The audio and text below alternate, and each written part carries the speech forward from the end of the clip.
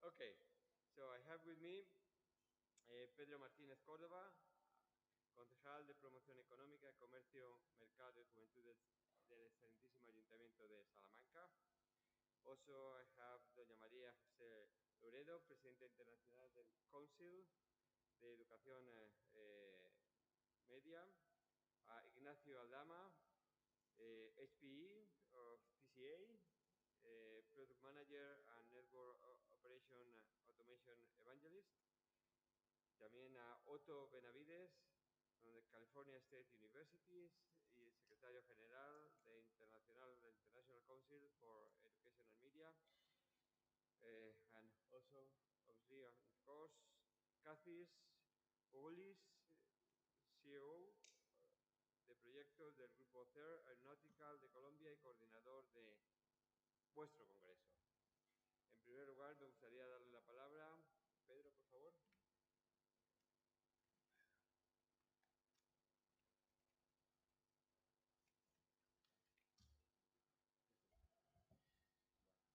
Buenas tardes, rector magnífico de la Universidad de Salamanca, estimados miembros de la mesa, distinguidos invitados, estudiantes, colegas y amigos, muy buenas tardes.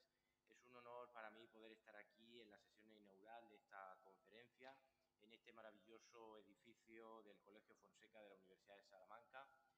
Hoy nos reunimos en un momento crucial para la educación y la tecnología, un momento en el que la innovación se convierte en el motor que impulsa a nuestra sociedad hacia un futuro más brillante. En este contexto es un privilegio para mí presentar la jornada Salamanca Tech que tendrá lugar a continuación. Salamanca Tech no solo es el compromiso del Ayuntamiento de Salamanca con la promoción de la tecnología y la innovación, sino que también subraya nuestra visión de convertir a Salamanca en un referente internacional en el ámbito tecnológico. La jornada Salamanca Tech tiene como objetivo mostrar el impacto que la innovación tecnológica está teniendo en nuestra ciudad y cómo trabajamos para fomentar un ecosistema que apoye el crecimiento empresarial, la investigación y el desarrollo. Estamos aquí para demostrar que Salamanca no solo es un centro histórico de conocimiento y cultura, sino también un lugar donde la tecnología y la sostenibilidad pueden florecer en perfecta armonía. En este sentido, quiero agradecer al rector de la Universidad de Salamanca, al profesor Corchado, su visión y liderazgo, que son fundamentales en este proyecto para fortalecer los lazos entre la academia y el sector tecnológico. A lo largo de esta jornada discutiremos cómo la tecnología puede transformarse en una herramienta poderosa para el aprendizaje y la educación y exploraremos nuevas ideas y colaboraciones que nos ayuden a avanzar en este camino. Estoy seguro de que las ideas y proyectos que surjan aquí estos días contribuirán significativamente a posicionar a la ciudad de Salamanca como un referente de las nuevas tecnologías y la innovación. Finalizo agradeciendo nuevamente su presencia esta tarde aquí y deseándoles que tengan un fructífero congreso y disfruten de la ciudad de Salamanca. Muchas gracias.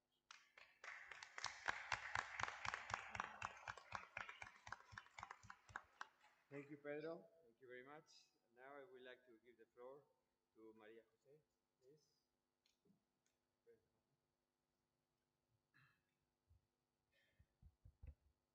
Don Juan Manuel Corchado Rodrigues, magnífico reitor da Universidade de Salamanca, Dom Pedro Martínez Córdoba, conselheiro do Ayuntamiento de Salamanca, Don Ignacio Aldama, HPE Manager Network Operations,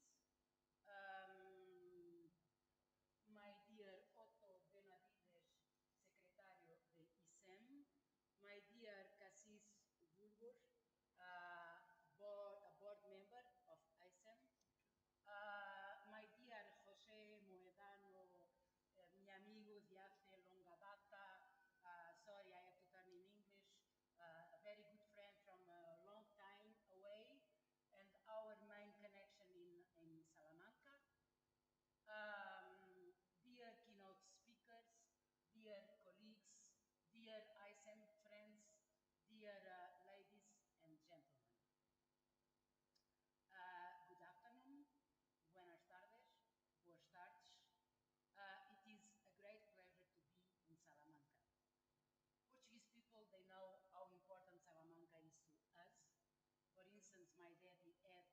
first degree in Salamanca, the second one in Madrid. In the years 40 and 50 of last century, the Spanish universities were very important for us, and they still are, because if you don't know, to make a PhD or a master in Spain, it is much cheaper than to do it in Portugal. So we have, for instance, an example, Antonio Lucas. He is a student from Salamanca. Isabel Cabo, she just finished a PhD in Salamanca.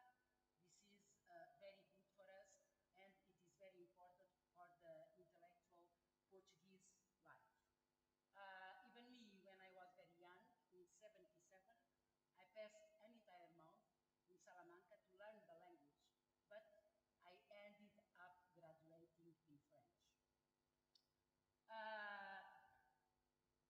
Concerning ICEM conferences, we all know that they are also very important conferences, because we have these most fruitful discussions at highest level, because we have people from all over the world, and we have the contribution of experts from everywhere.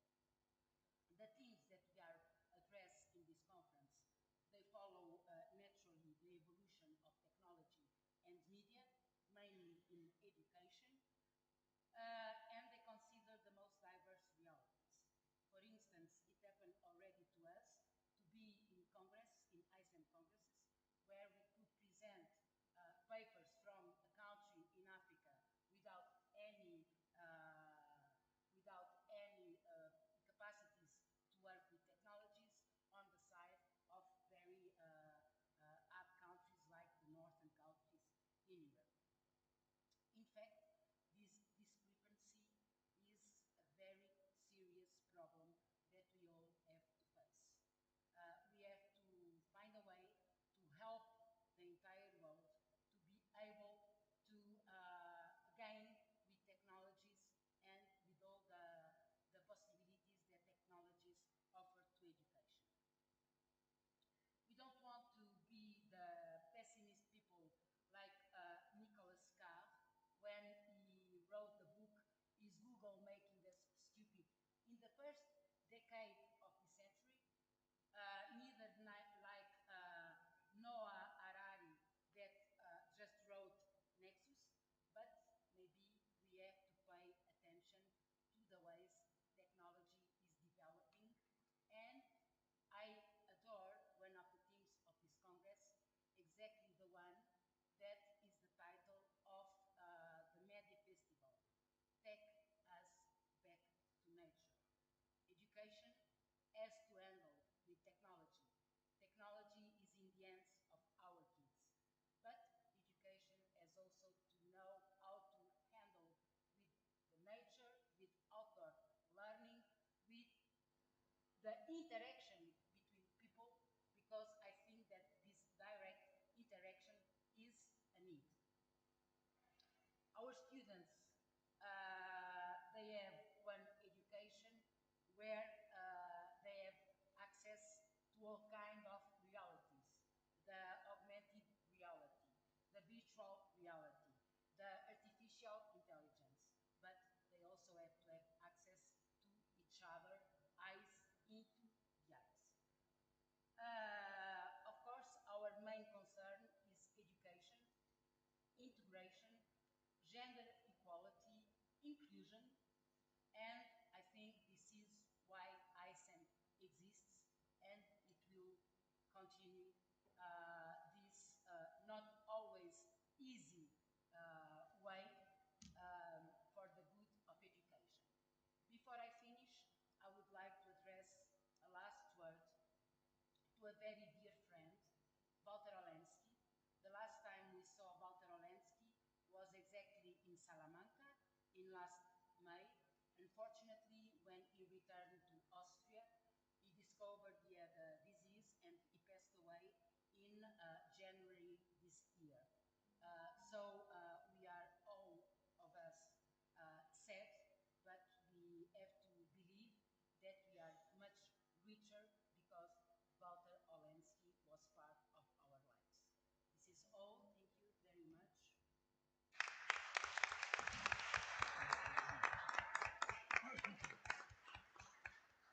Thank you, Maria Jose. Thank you very much.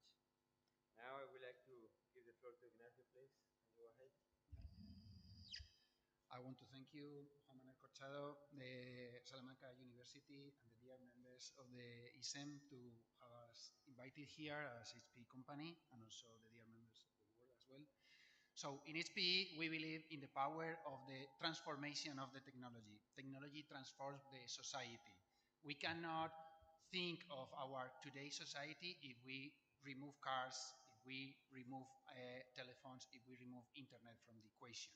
All those things, from the fire to the internet, has been changing the way we behave as society, the way we interact with people.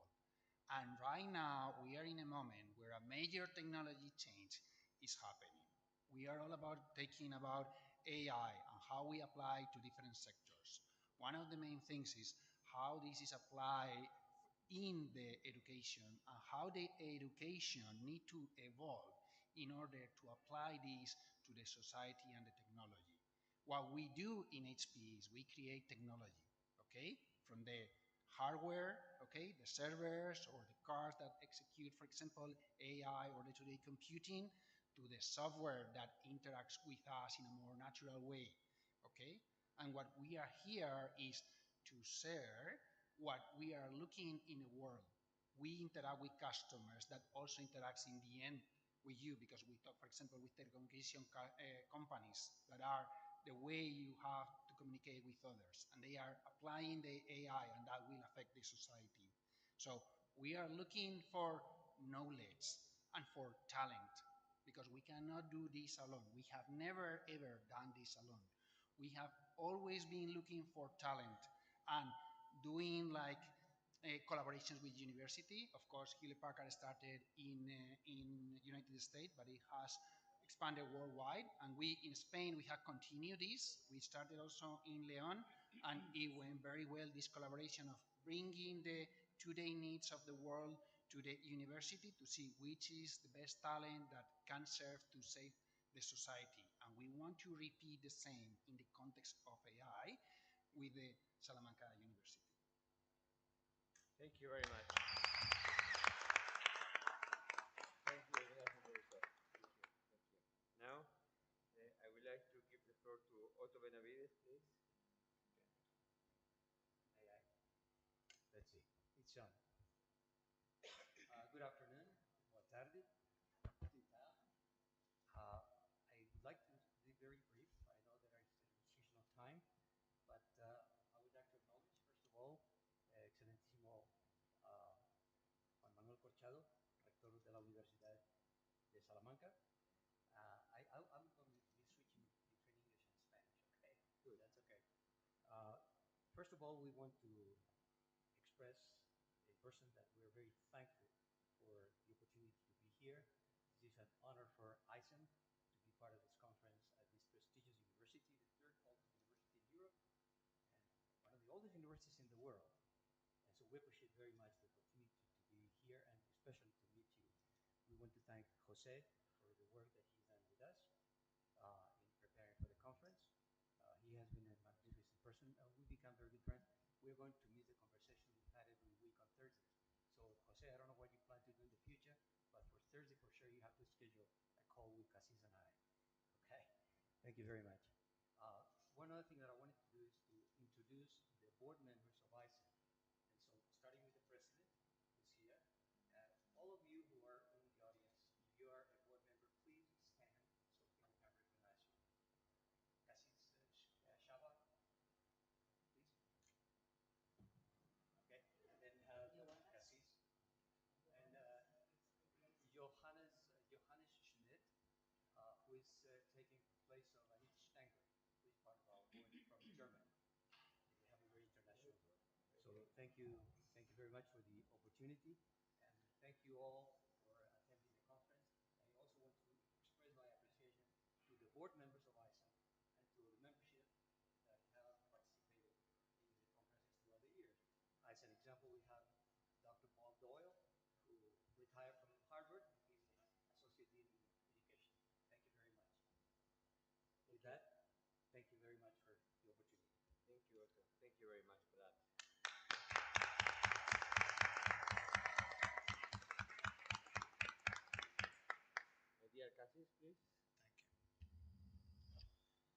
thank you, welcome to the ICEM 24.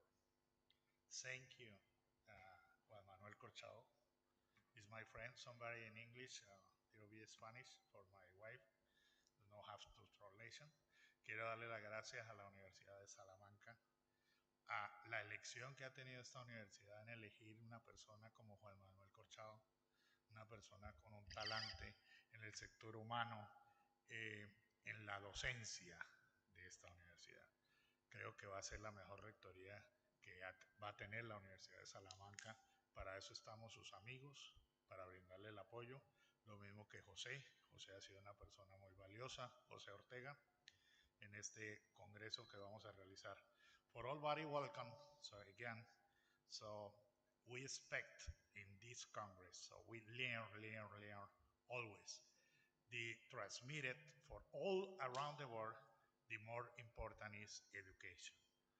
Y vuelvo a decirles, ahora cambio al español, para volver a darle las gracias a esta universidad que nos ha acogido en este ICEM 2024, a su presidente, que sí, a Ignacio Aldama, a José Ortega, de nuevo, el doctor Pedro Martínez, ¿no?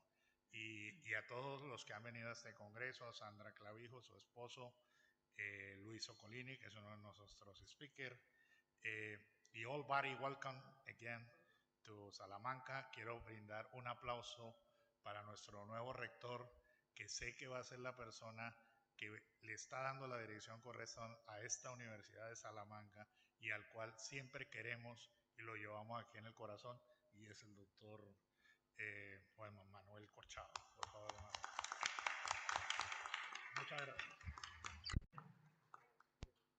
Perdón, excelentísimo señor rector, si me permite, casi puedes venir acá cerca, por favor. Con la venia del señor rector, vamos a presentarle un certificado de agradecimiento. Y me permites leer. El certificado dice lo siguiente: dice, doctor Don Juan Manuel Corchado, rector de la Universidad de Salamanca, the ICEM Board of Directors would like to express its appreciation for your wonderful support to the ICEM 2024 conference at Universidad de Salamanca. Signed by President José Ribeiro, Secretary General Otto Benavides, ICEM Conference Chair Francisco Ruiz. Thank you very much.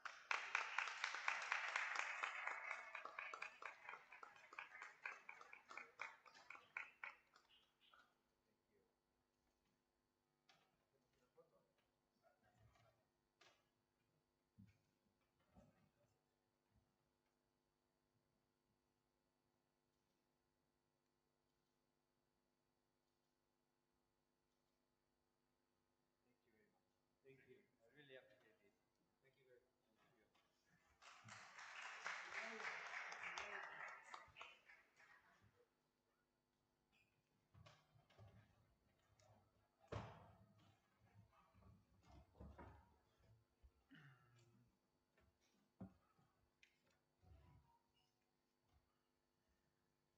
So, thank you again. It is now my pleasure to go on with this conference, and just to really thank from the tip of my heart this diploma and what it means for me. So thank you very much for that. It is both was an honor and a privilege as Rector of the University of Salamanca to welcome you all to the International Conference on Education and Media. For that, I will like to thank also the board of ICEM for all the work you have done during the last year before, and also the work that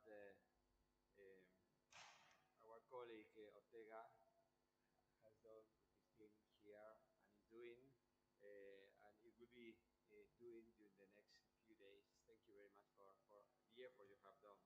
It's kind of his baby.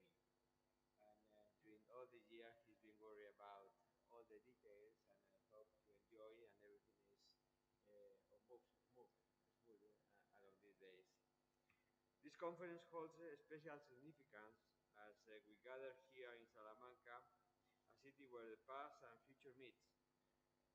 As this year's theme, the TED Awakening of Intelligence for Education and Media, could not be more timely and more significant. We are witnessing an era of unpredicted technological transformation.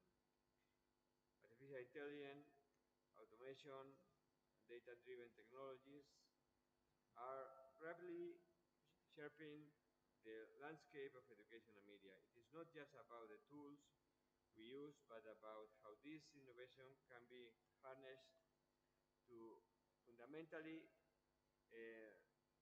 reimagine how we teach, learn, and also communicate.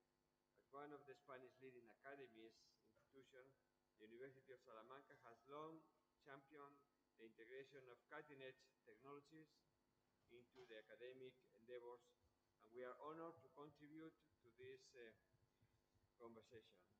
We have an extraordinary opportunity here. AI and intelligent systems offer the potential to make education more accessible, personalized, and also inclusive. Imagine classrooms where learning is tailored to the needs of each individual student, or media environments where information flows more efficiently, empowering citizens in ways we have never seen before. But along with this comes to the need of responsibility, ethics, and human-centric thinking, and this is what we are all here about. This conference is a critical forum for us to discuss how we can ensure that these technologies serve all humanity and not just a privileged few. Over the next few days, we will hear from leading scholars, industry experts, and innovators who are pioneering efforts in topics ranging from AI-driven education, digital entrepreneurship, or media transformation, to the impact of AI on social and labor relations. We will explore how intelligent systems are not only improving supply chain, but also revolutioning both education sector and the media industry, sharpening our roles as educators, communicators, and learners. As one of the oldest universities in the world, the University of Salamanca has stood at the forefront of knowledge and innovation for the last 800 years. And the spirit of embracing both innovation and tradition. With this spirit, I am also delighted to announce the special co-event, as I just mentioned before, alongside the ICEM. The media festival takes us back to nature. This festival, open to children and teenagers, merges the power of technology with environmental awareness, encountering younger generation to explore how tech and can connect us back to the nature world, fostering both creativity and responsibility. Salamanca history is intellectual exploration, and discovery makes it the perfect place for these discussions. For centuries, the city has served as a bridge between the past and the future. And today, we continue that tradition by exploring how intelligent technologies are reshaping education, media, and society. We will hear from world-leading experts in AI-driven education, digital media, transformation, and entrepreneurship education, all of whom are shaping the future of these fields.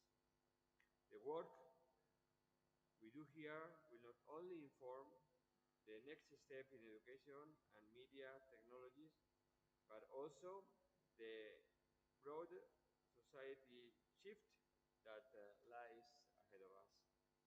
Thank you for joining us at this conference and ICEM 2024. Let us embrace the spirit of discovery, the Salamanca, or that Salamanca has champion the centuries, and we explore the tech awakening that is transforming education, media, and our world.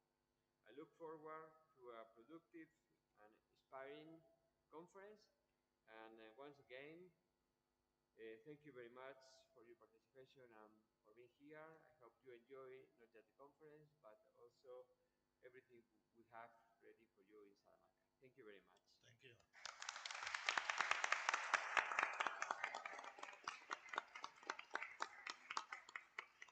So I think we can declare this conference already open. Thank you. Thank you. Appreciate it.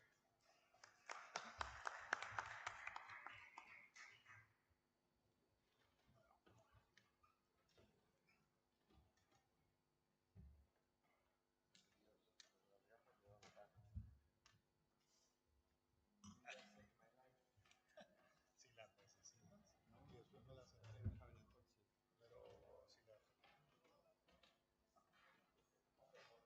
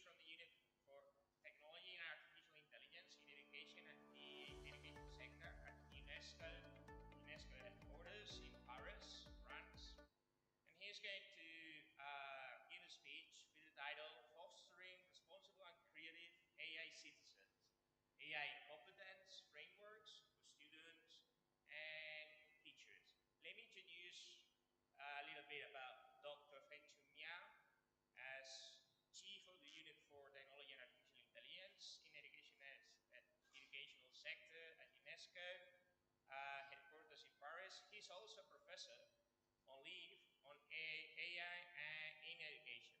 He's leading programs, let me continue with his presentation, of the educational sector of UNESCO on technology and AI in education, including the programs on guidance for generative AI in education, AI competence frameworks for schools, students, and teachers, the report on AI and the futures of learning, as well as supporting policies on digital education, AI and education, and open educational resources. He's managing UNESCO Prize for the use of ICTs in education. Among other, we may highlight also his achievements, which include leading the organization of full editions of international forums on AI and education, and the development and adoption of the Beijing Consensus on AI and education, the launch and continuous organization of Mobile Learning Week of the UNESCO for 10 years already, and the launch of the new UNESCO flagship annual event, Digital Learning Week in 2023. He's the leading author of over 20 important publications of UNESCO in various domains of digital education, with 6 of them ranked top 50 by download among all UNESCO publications. He has coordinated, finally, finishing this extensive but I think needed presentation, he has coordinated the support for more than 70 countries in the formation of national digital education policies. Let us all welcome, please, Feng Xun Miao. Thank you. Thank you very much, Your Excellency, Rector of the University of Salamanca, your distinguished experts of the conference. It's my pleasure of being with you and to join this International Council for Education Media. And I would like to take the opportunity to share what UNESCO is doing in the field of AI in education. Particularly, I will focus on the AI competency frameworks we just released 2 weeks ago. First of all, what UNESCO is doing in the area of AI and education. I would like to present them from 2 dimensions. The first one is that from the time, the history of the time. So we started the program in 2017 and had to plan, and we organized the first international conference on AI in education. 2019, we released Beijing Consensus on AI and education. And we continue to organize this international conference and forum for 4 years, even during the COVID-19 crisis. So we organized 4 international forums and a conference on AI and education. The conference reached more than 120 countries. We mobilized more than 10,000 participants, including over 100 ministers. And in 2023, we did not organize this forum, but we organized a ministers' roundtable on generative AI in education, and we gathered 45 ministers from the world. And then also in 2023, we launched the Digital Learning Week, the new flagship event in the field of digital learning in UNESCO. And this year, actually, we organized the second one just 2-3 weeks ago in UNESCO in Paris. And the next year, we will continue to organize, but at the same time, we are organizing seminars on AI competencies for more than 100 countries. That's from the perspective, the dimension of the time. If we look at the focus areas, we are focusing on AI and education policy, and we released this Beijing Consensus, but at the same time, we also publish a guidance for policymakers. They are available in Spanish, of course, and the Spanish version is the very popular version of this guidance. And based on the Spanish version, we also organized a seminar for the Spanish-speaking countries, especially from Latin America. And we also organized a seminar based on the Arabic version and the French version. So we have covered more than 50 countries. And we are watching the impact of the emerging AI and the implications of the emerging AI for education and for the society. So UNESCO is not only from our unit, but UNESCO as the entire organization. adopted the first ever recommendation on the ethics of AI in 2021, and it's the most important recommendation on ethics of AI in the world. And we also organized some surveys on how countries are adopting this recommendation. And then last year we released guidance for generative AI in education. So it's also again available in Spanish. And as mentioned, and I will focus today. 2 weeks ago, we released two AI competency frameworks, one for students, the other one for teachers.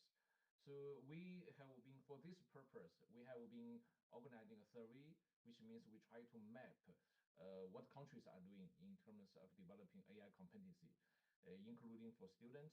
We map the K-12 AI curriculum, and we even have a separate report on the AI on K-12 AI curriculum available in Spanish again. And we launched the AI competency framework for students and teachers in the very early of September this month. And I will focus on that today.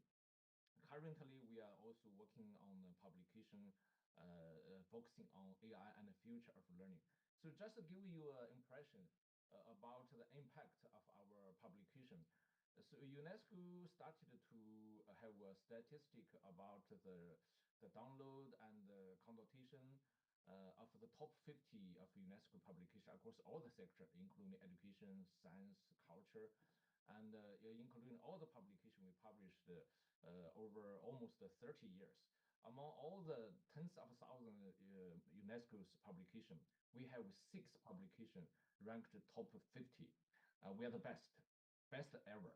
And we have 3 ranked top 10. This guidance for generative AI in number 1, and the Spanish version is ranked top 10. And also we have AI and education guidance for policymaker top 10. And the Spanish of this publication is top 40. And we also have 2 publications ranked top 50. Now we just published these 2. We are translating them into other language, including Spanish. I hope the Spanish version will be available very, very soon. And we're also translating it into Portuguese. So that's the impact of our work. So come back to the topic. So based on the publication, we propose this policy framework on AI and education for all the countries, no exception. So we think that all the countries need to consider what kind of human we want to develop in the future, in the AI era. And based on this, we think that all the countries should consider to put in place 4 most important policy elements, including regulating AI ethics and validating the AI tools for education. No matter the tool will be used for our case, at home, especially at school, especially if the government is going to spend a large amount of public funds to purchase some AI tools and to deploy the AI tools in schools. The country should take the accountability for validating these AI tools to ensure that the AI tools are safe and trustworthy. We are not using the tool to do harm to our children. So that's very important. But according to our statistic, only around 20 countries have these regulations on the AI ethics. Not so many countries are really, really validating the AI tools for education, which means we are open the door to the commercial company, AI company, for them to sell their AI products, no matter whether they are safe or not, to our schools and put them in the hands of our children. So we need to urgently build the regulations and especially the validation mechanism to validate the AI tools, especially for schools, especially for children in their early age. And that's the first policy element. Second, we need to promote the design, not only the use, but the design of AI for inclusive education, because the AI tools for people with a disability, the market is very small. So AI company do not have interest in this. And also the return invest cycle of this inclusive AI tools is much longer than AI tools like ChatGPT for the general public if you are targeting the people with a disability. So the AI company are not investing so much in this area. So it's the responsibility, it's the duty of the government to promote, meaning to set up some grant, especially, for example, UK is doing that, to encourage to incentivize the design of AI tools for people with disability, because this is the potential that have been proved. AI really have a potential to enable the people with visual impairment or hearing impairment. We have a prize winner from UNESCO's ICT Education Prize from Spain. They are from your country, and this company or NGO designed a kind of AI tools to help diagnose the dyslexia for children very quickly, and also to provide a tailored learning route to help the student with the dyslexia to learn reading and to learn writing. So we need to encourage this, because according to our statistic and survey, only 5 countries are doing this. Not so many countries are considering this. We really need to provide ground to encourage this and build AI competency. Every president, every prime minister, every minister is talking about the development of AI competency for their teachers and for their students. Morally, I trust them. Technically, I challenge them. I want to challenge whether the country are talking and doing at the same time. So we opened a survey. We found that only 7 countries have the national AI framework for students, for teachers, for students, or AI program for teachers. Only 7 countries. For students, only 15 countries have the public AI curriculum, because many countries are once again open the door to the private AI training courses from the NGO. They use the NGO's name, but actually they are private company. They are selling the AI training courses to schools, to children, coding, and this AI hackathon. You pay for 500 euro. You come to a hackathon. You pay 1,000 euro for Python coding training course. So, but only 15 countries are really from the government. They develop AI curriculum and implemented AI curriculum for students. We really need to consider what kind of AI competency we need to support our students to develop. And we need to develop the AI competency framework, AI program, and AI curriculum for our teachers and students. So, and then we consider the use of AI for the student-centered pedagogy. So far, all the commercial AI companies, they claim that AI will transform the pedagogy, AI personalized learning. Largely, it's wrong. It's a fake claim. So far, I call it, the pedagogy used in the AI tools. I call it AI, artificial unintelligent pedagogy, because so far the algorithm and these AI tools they used is to have a profiling of the content and put them into the pattern recognition and ask a student to learn. If the student memorize something, you go ahead.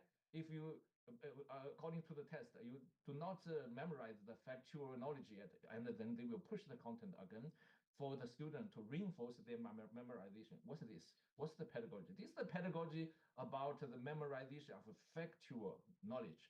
That's the pedagogy we criticized 20, 30 years ago. Now suddenly it become a transformation of the pedagogy. It become a personalized learning. It's not the personalized learning. We really need to explore what will be the innovative student-centered pedagogy we could use AI to actualize and to promote in the human AI interaction. Especially, we should not forget the human agency in the pedagogy. With this, I would like to shift to the AI competency framework. The first one, we focus on the AI competency framework for students. The ultimate goal is to prepare, if possible, responsible user of AI, but also a creative AI citizens. So we try to promote a new concept. I call it AI citizenship. Our colleague said that AI citizenship might be a little bit radical, so we changed it to the AI, the citizens in the AI society. But anyway, we are promoting that all the countries should consider what kind of citizens we want to create in the AI era. So I use this allegory from Europe, from your neighboring country, Greece, 1,000 years ago, Plato's allegory. We all know that Plato had 3 allegories. One of the allegories is the allegory of a key. I found that this allegory of key is the best allegory for AI, because we see what AI means for us now. The AI company using some AI algorithm to project some data. The data is from us, from our use of internet, and they collected our data, including our personal privacy. They project this data and produce some output on the screen, for example, ChatGPT, and project on the computer screen or laptop or even the mobile phone screen. And then this output of AI, wow, fantastic, amazing, and we are amazed by them. That's right, which means we are incubed by the, and then we become addicted to the output AI. You imagine many of us here in this conference, how many of you at night you are slate the screen of your mobile phone, look at the AI push the content, TikTok, Twitter, Facebook, the video. That's right. We are incubed. We are not so liberalized, by the technology. We are incubed by the technology. And don't forget, we have platform block us from the real world. We always, in the history, we encourage our children, ourselves, to learn from the real world. Somehow now we're incubed from the real world. At the same time, there's many data workers behind the luxurious AI company from the Africa. They're from Africa. They're working in maybe basement, relying on $2, $3 kind of payment. So when I look at this, I presented this one last year. I was thinking, what sort of AI competency can help us free from this, kind of incubed use of AI. So we need to find the AI competency, help us to free from this cube, to go back to the real world, to learn from the real world, at least partly from the real world, partly from technology. That's right. We call the AI, we call the human AI or human machine interaction, or human AI, human machine collaboration, which means we cannot only rely on AI, we should go back to the real world and to find the human values and intellectual illumination. But the real world is not the real world in the last page. The real world is not something that waiting for us. In the upcoming AI era, the real world is a world to build. We need to build the AI, our human world in the AI era. So we have to challenge ourselves. What sort of AI society do we want to build in the AI era? And what sort of AI competency do we need to prepare for ourselves, especially for our children, for our students? If we really want to build the desired human society in the AI era, well, largely it's our children, our students, they will build that. They will lead the building. What kind of human competency we want to prepare them? So with this, we worked for years, for 2-3 years, in defining this AI competency framework. We think that we want our students to become critical AI citizens, not the AI addicts to the gaming, to the AI push the video. We want our students to become responsible users of AI, not the distributor of deep fakes, not the distributors of disinformation, not the distribution of misinformation. We want our students to become co-creator of AI tool, not waiting on the bed for OpenAI or some AI company to develop some AI tools and sell to them. We should not ask our students to be laid back, waiting for AI company to provide AI tools and to sell to them. They should become the co-creator of AI tools, and not only even the passive prompters. I don't like the prompt engineering. I don't think it's essential. And then we want our students to become, if possible, the leader of the next generation of AI, not only the root coding, do not understand what's the meaningfulness behind the coding, just coding. What's the meaningful? What's the purpose of the coding? They need to understand, they need to lead the methodology of AI, the techniques behind AI, the architecture, how we can optimize the architecture to reduce the climate negative impact. All this, we've set up these goals. With this, we release the AI competency framework for students. We have principles, we have the framework, we have specification, and we propose some implementation strategy. So To develop this AI competency framework, we challenge ourselves with a lot of fundamental questions. And then, for example, we want to ask ourselves what kind of human value we want to uphold in the AI era when when our students interact with AI, and what kind of human values and how we can uphold them. And then we have a lot of ethical principle now every day, and we have a lot of regulations, laws. We have Europe AI Act just put in effect, and different AI laws are coming out almost every day.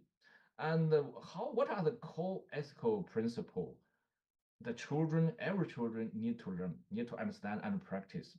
And from the user's perspective, and also from the design of AI's perspective, if we want to develop some transferable AI knowledge and skill, what are the transferable AI knowledge and skill across different platforms, across different brands, no matter what kind of AI tools you're using, AI platform you're using, what are the transferable AI knowledge and skills? We challenge ourselves.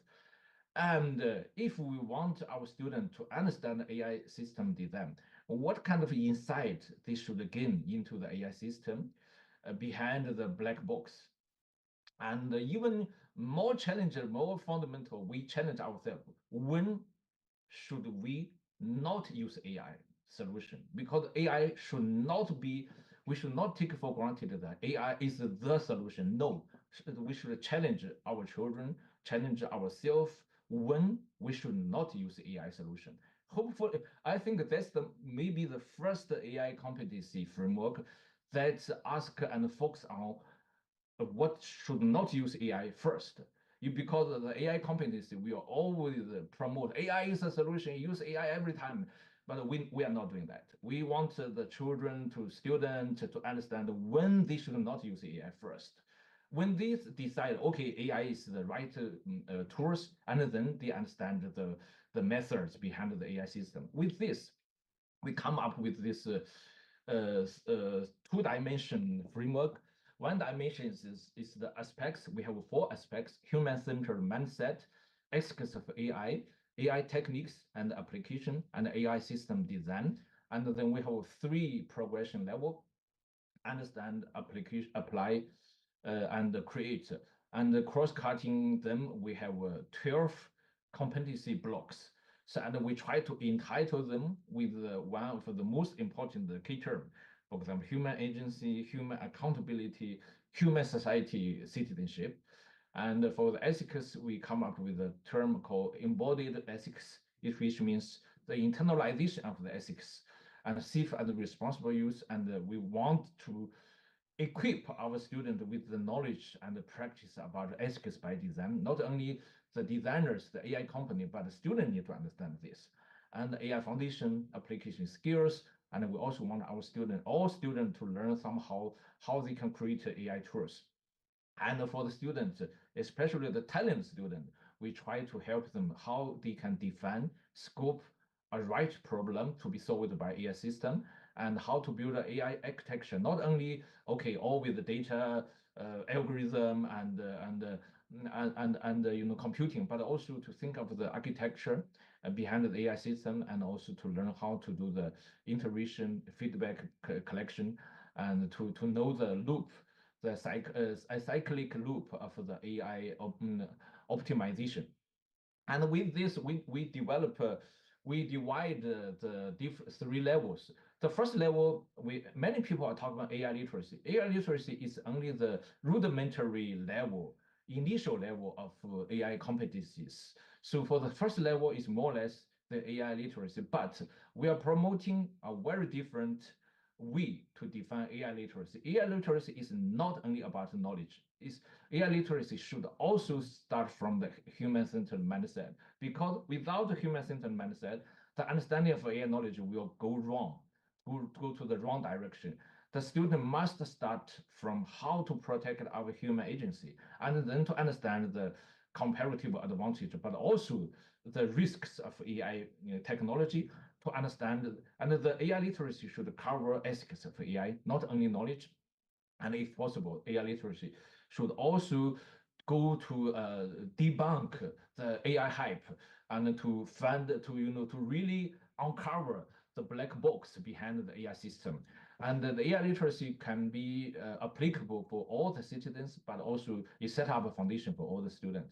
We hope all the students, when they exit from the school education, could reach this exit mastery level, which means they can apply some principles, some mindset, but also some application skills, and to learn some AI system design.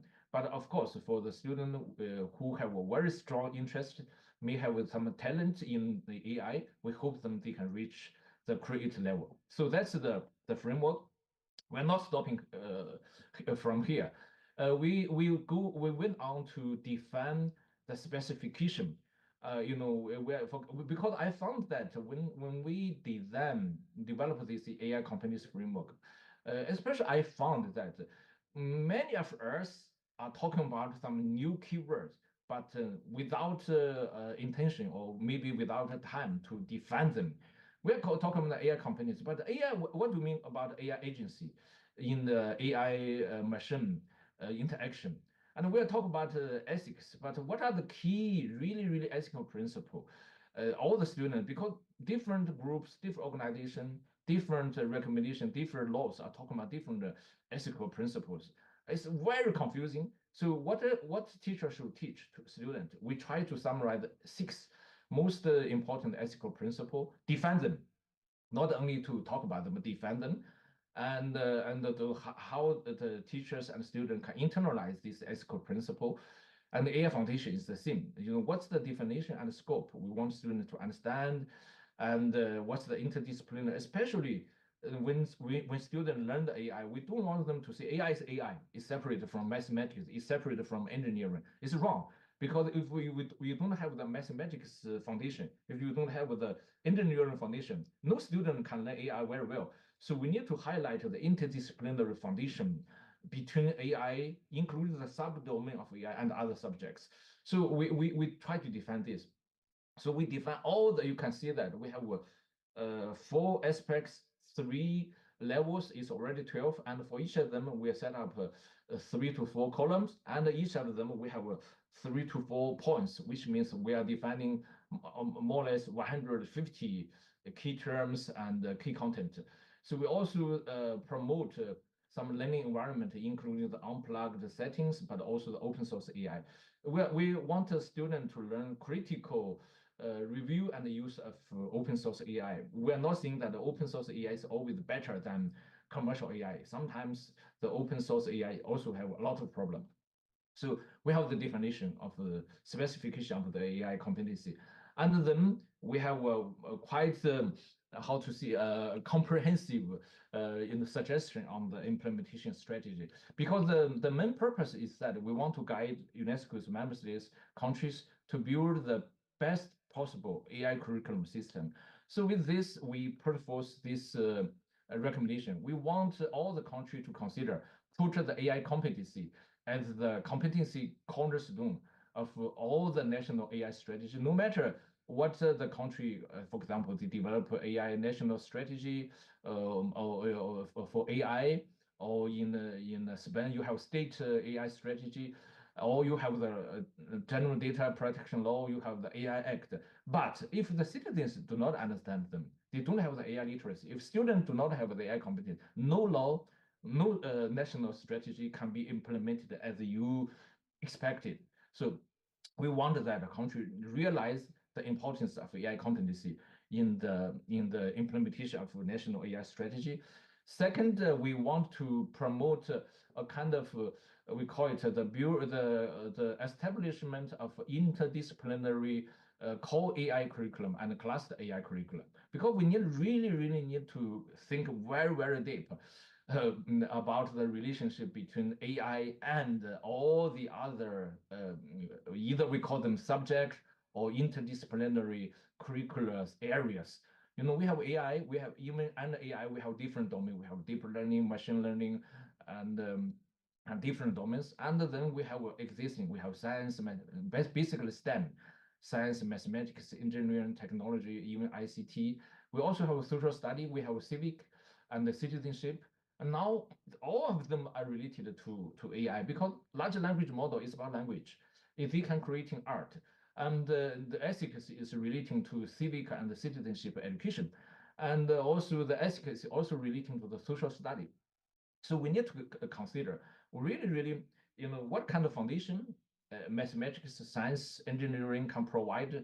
For example, the methodology, data, structure, and algorithm for the learning of AI. But in return, how AI could possibly transform the learning outcome, the definition of the learning outcome of different areas. For example, if the memorization become unnecessary, if AI can help us memorize the information, can do the literature review, and what will be the focus of the learning outcome? What is the shift of the winning?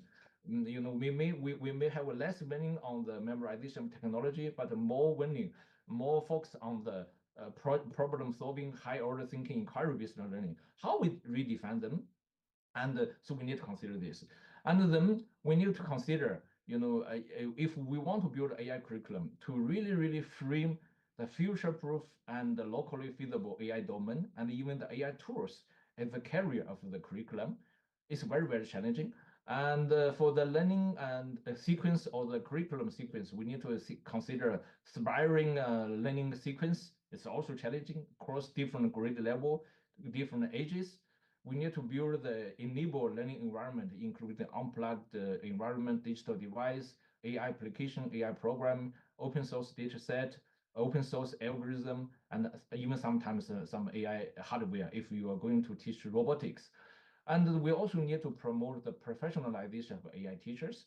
And for the AI learning, somehow the cohort-based pedagogical arrangement, which means build on the group, based on the group with the same interest, the same levels of competency or ability is better. So, but it's very challenging again. And the eighth one is that we need to, if we are talking about competence-based assessment, we need to think of the criterion referenced assessment. Before, not so many people, not so many policymakers, practitioners were considering what we should set up a criterion reference. If it's a competency, what's the criterion to measure whether the student already master or not?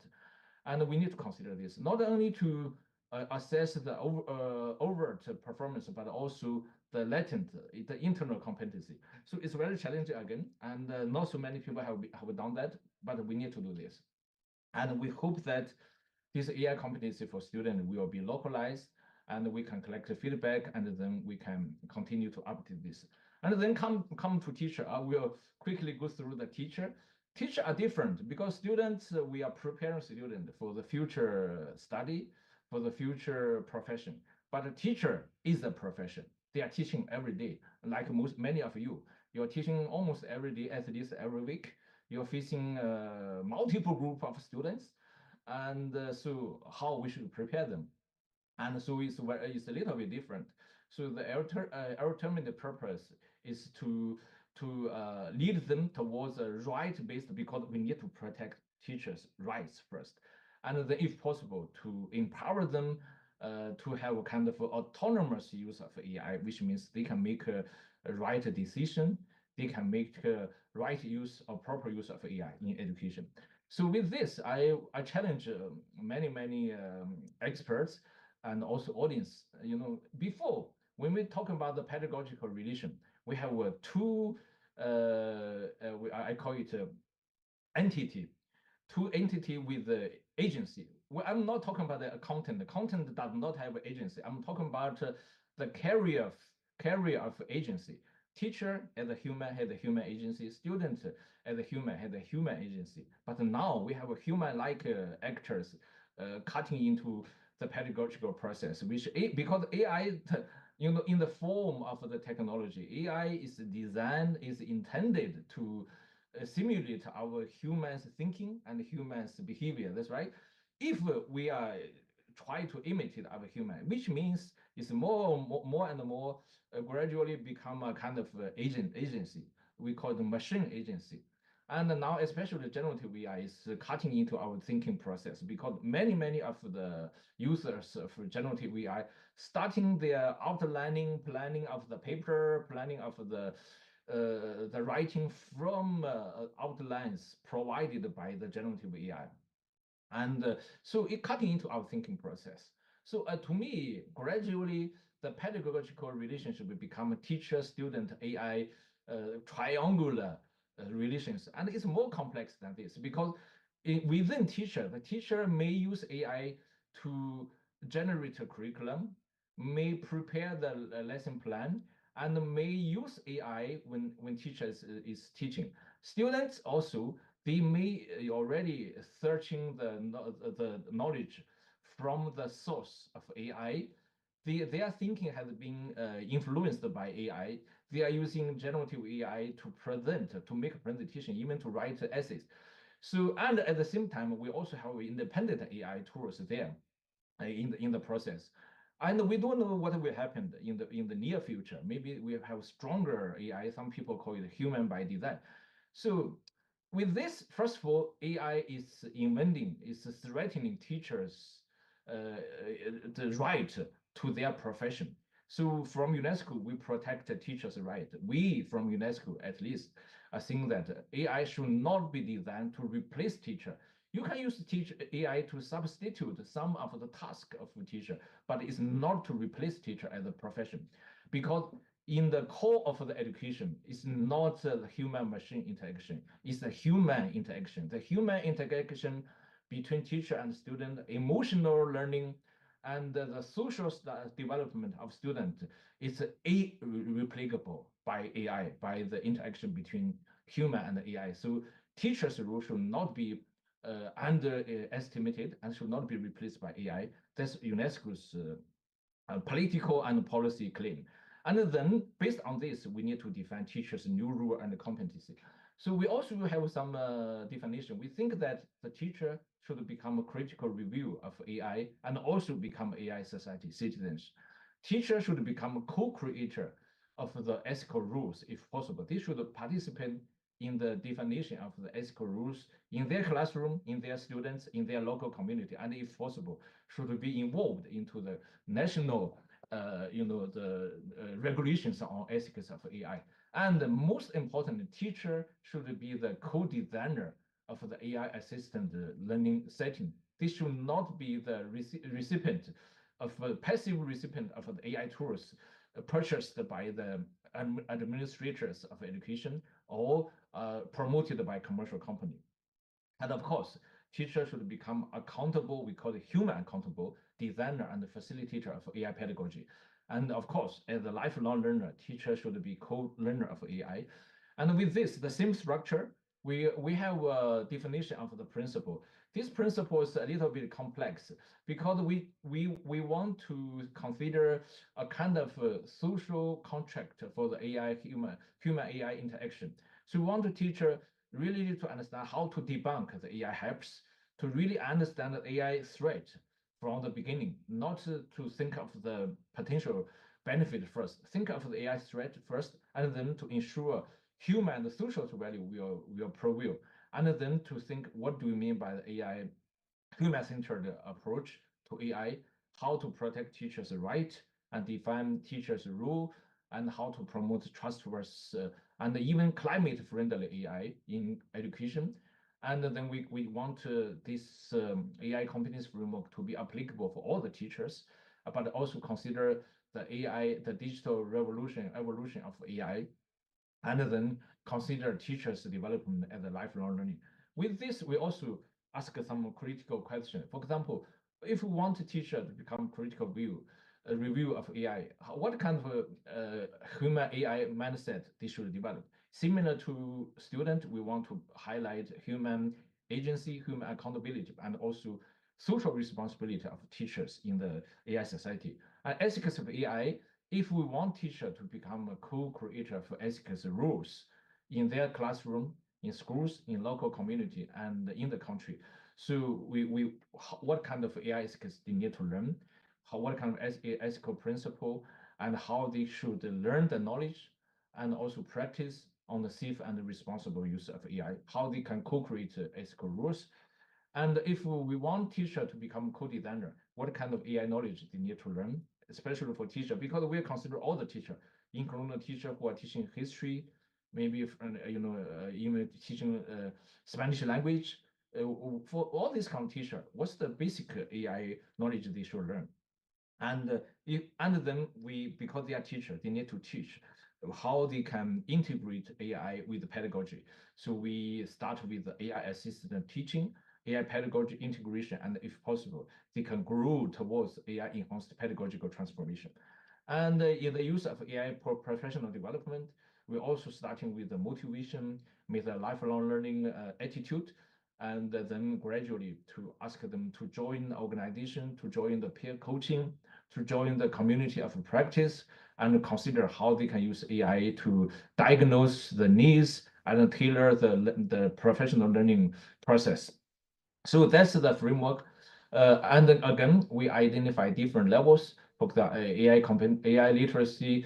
The first level is more like AI literacy for all the teachers. The second one, we are targeting master teacher. The third one, we are targeting somehow, we call it expert teacher. So which means at least all the teachers should start from here, but it's not to say that the teacher should immediately reach this level. We are talking about how the national institutional training could be designed and provided based on this framework and to support teachers to reach this level. So with this, we also have the specification. Once again, it's more complex because we have 5 aspects, 3 levels, 15. We define the specification.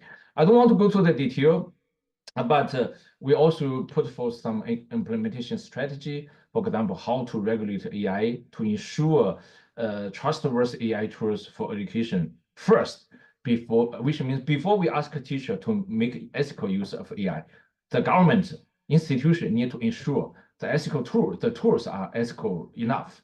So we cannot ask a teacher to use the not ethical tools in ethical way. Second one, we need to consider what kind of enabling, especially incentive strategy can be put in place to solve the challenge, the barriers teachers are facing in terms of using AI in education, including motivation, including the workload, the time available, and also including the technology infrastructure and the AI tools. And the third one, how the government can formulate a local AI companies framework and AI group. And the fourth one, how to provide and reform the training program. We provide some example. From Europe, you have a good example, AI for teacher. They have MOOCs. And from Singapore, they also have a good example. And then how to develop, again, contextualize the performance-based assessment. We provide a lot of example to inspire countries and institutions. So with this, we are also, as I said, we are organizing a regional seminar to help the country to understand and to develop their AI companies framework, and followed by a country workshop. So with this, I want to conclude my presentation. I hope I did not use too much time. Thank you very much for your attention. Again, thank you for your invitation to this exciting conference. I wish you a very successful event. Thank you very much.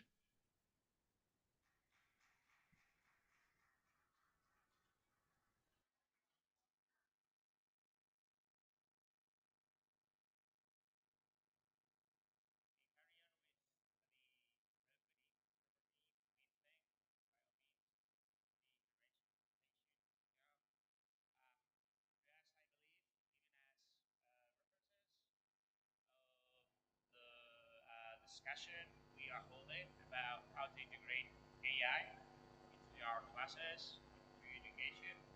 And I also thank openly UNESCO and the path being taken for us to address those challenges.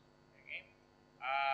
So on behalf of ICEM 2024 and all the organizers, we are very thankful for the effort he has taken to fit in his difficult schedule to be with us in these events. So thank you so much. Thank you. for your work at UNESCO. Thank you, Meow. Now we're going to carry on, as it is on the program, with a roundtable where we're basically going to address those questions related to the main theme of the conference. Remember, the awakening of intelligence for education and media. In this sense, I will ask you please to, for a round of applause, as we ask for Itsuko Matsumoto to come forward. Please, International University from La Rioja, Spain. Please take a seat. Ignacio Aldama, HPA TCA Product Manager and Network Operations Animation. And thank you so much.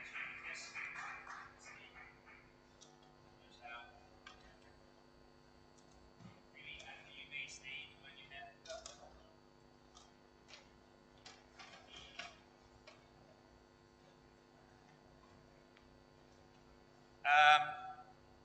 following the list, Luis Socconini, please, CEO from Lean Six Sigma Institute, LSSI, USA. Please welcome. Thank you, please.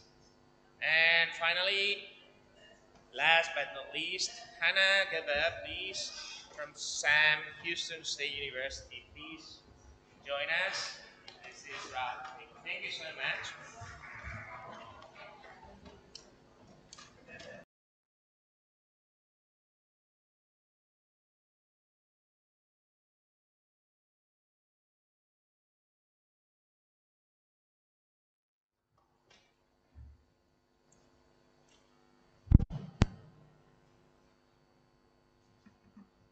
Okay, so we have this theme, the awakening of intelligence for education and media. And what I would like to do is, maybe for those keynotes that haven't presented themselves yet, so we do know a little bit about Ignacio. You may not know as much as we already know from Ignacio about you, but in any of you other three. But in any case, I will ask you to follow basically present yourself, okay?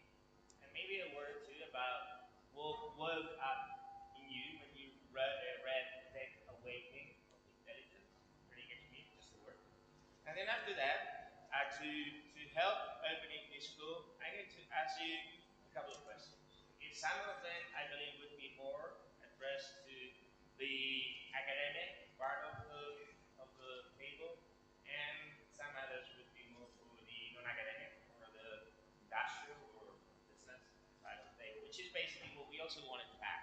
Because we have to think on education and AI in education, of course, not enclosed, not just inside the walls of our classes, but also to prepare the kids, the adolescents, the students who are working tomorrow in the companies. So we have two companies here and two professors, which is great.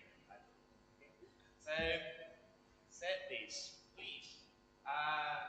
Why not? Please, starting with you, and I'll follow Rowan. Maybe introduce yourself, please. Just let us know who you are, what you do, and a word or two about the technical awakening. Well, my name, can you hear me? No. Can you hear me? Good.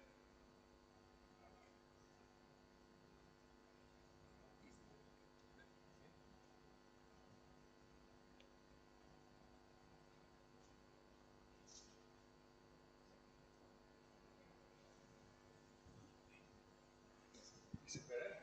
Now, can you hear me? Yes? Okay. Well, my name is Luis Oconini. I am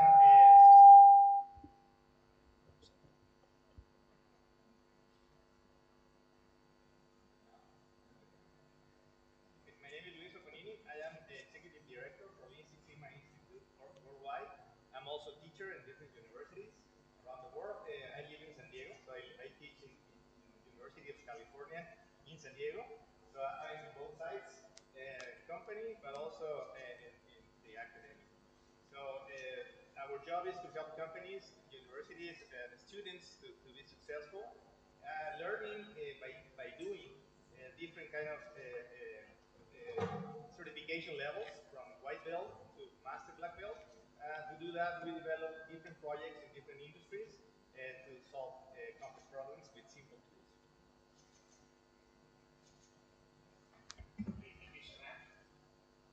I'm Mitsuko Matsumoto.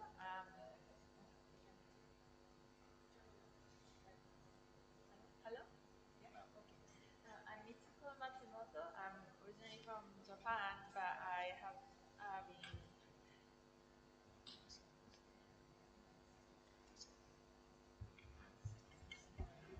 Hola? Sí. Ahora sí. Yeah. So my name is Mitsuko Matsumoto. I'm originally from Japan, but I have been living in Spain for over 10 years now. And I work for online university based in Spain, but we have many students from Latin America. And recent years, I have been researching about children and young people's digital practices at home, and also like use of social media. And especially in these 2 years, we have been researching about use of TikTok. And so that's me. Thanks, everyone. I'm Ignacio Aldama. I'm engineer at Hewlett Packard Enterprise. Okay, we work with enterprise companies like, especially telecommunications, like Telefonica, Vodafone.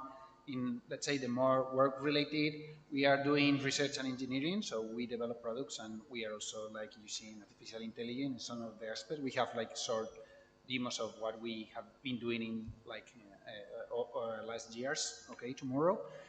I also, evangelist is a strange name because I'm one of those that I'm able to communicate, okay? So part of job, like this event today or what we were doing in Colombia last year or what we do at Mobile World Congress is like we are communicating what we apply to industries, what we develop and what we are researching, and we communicate to the industry, to our customers and to the society to communicate what we are doing and to understand what is left and where we can do more, okay?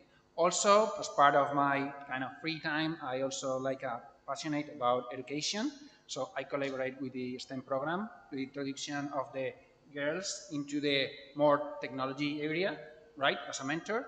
And I also collaborate with Junior Achievement, that is an organization, non-profit organization in the United States, but is also present in Europe, where we go to the schools like 3 times a year, something like that, and we help them. We basically borrow 3 classes and we teach them things that are not taught at the school, like how to make a curriculum, what are the skills that you use at job, how to manage risk, things like that, that you don't learn, you like learn by experience, and sometimes when you do that it's a little bit too late. So we help them to prepare to those situations before they graduate. Hello, my name is Hannah Gerber, and I'm a professor of literacy at Sam Houston State University in the United States, and also an honorary professor of the psychology of education at the University of South Africa, which is also a fully online university. At Sam Houston State University, I direct our doctoral program in curriculum and instruction, and I also chair the Institutional Review Board for the Protection of Human Subjects, which is an ethical oversight committee for protection of human subjects. My research, it centers on the confluences of literacy practices of youth and online spaces, and particularly looking at how meaning making is engaged when they engage with various gaming interfaces, social media. Most recently, my research has centered on esports communities and looking at how youth are engaged in meaning making practices within esports communities, and I like to really take a philosophical look and play the antithesis of technology sometimes, so you may hear me push back against a lot of things, so I like to do that. I like to be contrarian. Okay, thank you so much. So as I was saying, I have here a couple of questions that I would like to share, and the first one is, what changes do you think will provoke today AI in the classrooms? And I'll ask that some questions. Is it comparable to what it was with other previous applications?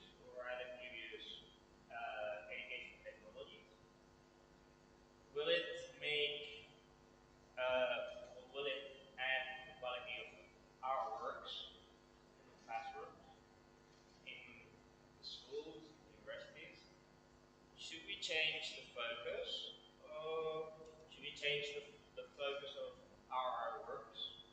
Okay? And finally, will it affect the way we evaluate? So starting with Hannah now, please, and then maybe following me, and then we may have perhaps an added word from anyone in the group. Please, what changes will it provide? Okay, so I'll start. There was a lot in that question to unpack, so thank you, Jose. When I think about artificial intelligence, I also think about the root meaning of language from an etymological perspective. And when we look at what it means to be human, and when we look at the idea of human-centered learning, which is very important today, we can take it back to its root. And the root of human comes from earth. And so when we think about the sustainability movement, when we think about the ways that we are engaging kids, I actually don't know if I think if AI is going to make it different, because at the root of learning is the earth. Now, I'm sounding like I'm going out there with this, but just hear me out as I describe this. Every single time a technology innovation comes in, a lot of times we decry it, we get scared, we think this is going to change everything. But if we truly remember the center of who we are, which is to be human, and to be centered on the focus of where we come from, the earth, then I think we won't see a huge disruption, but we have to remain centered. So I don't know if that answered your question. There was a lot to unpack in it, but I don't necessarily think we're going to see a huge change if we remain centered.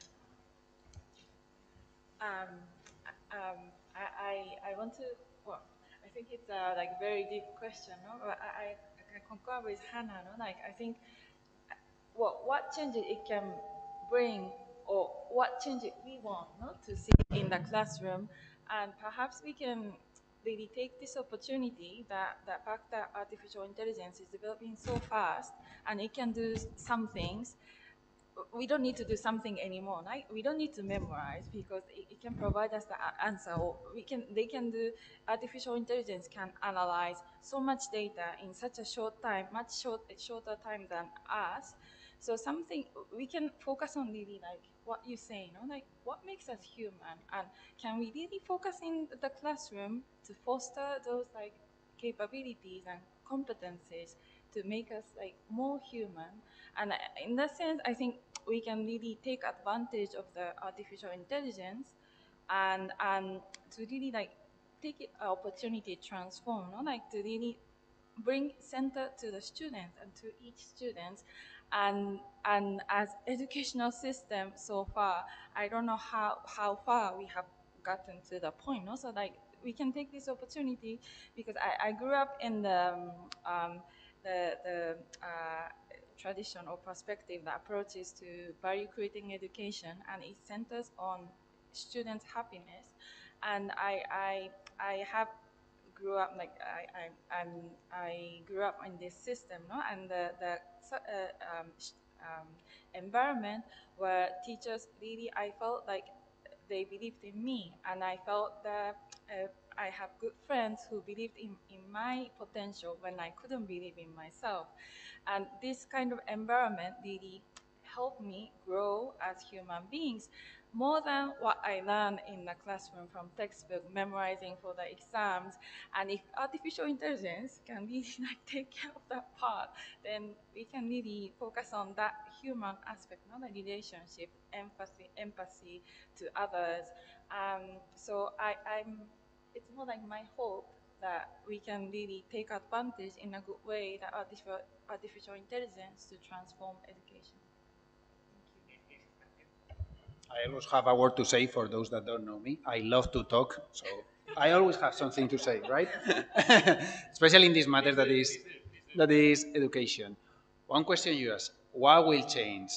It's already changing. I have friends that they teach at the university, right? I do lectures at the university, and one problem they are already facing is you send homework to the university students.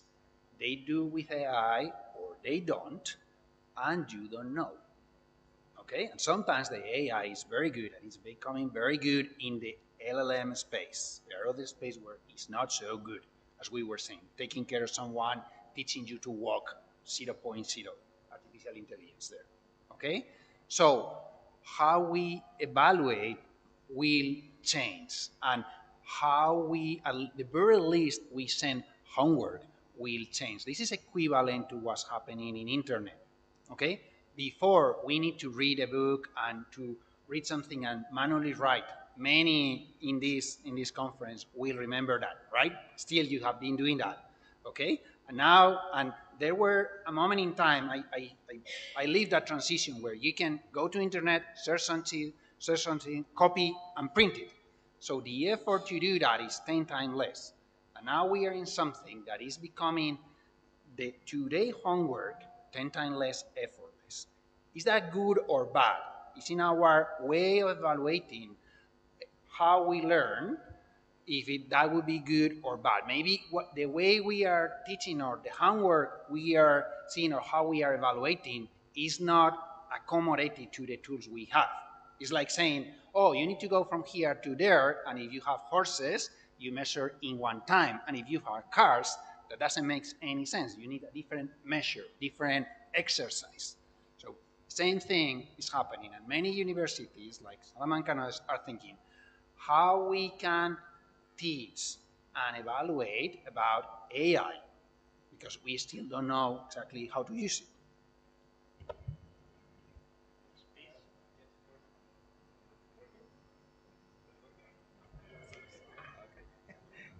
Well, what I think is that right now we are in the beginning of a revolution. This is not just something like the AI by itself. I think we are at the beginning of a revolution that started in 2020, where AI is one of the 10 elements. And I think as a revolution, this is changing everything from the way we live, from the way we interact, the way we work, and the way we learn and teach. So I think this is maybe one of the best opportunities that we have to teach as we never done it before.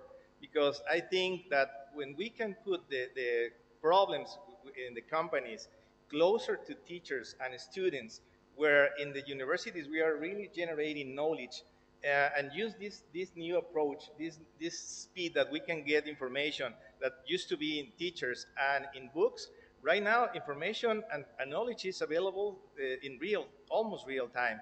So I think now the challenge is to understand what are the real needs in companies, retrain teachers to guide students to solve real problems in their real lives.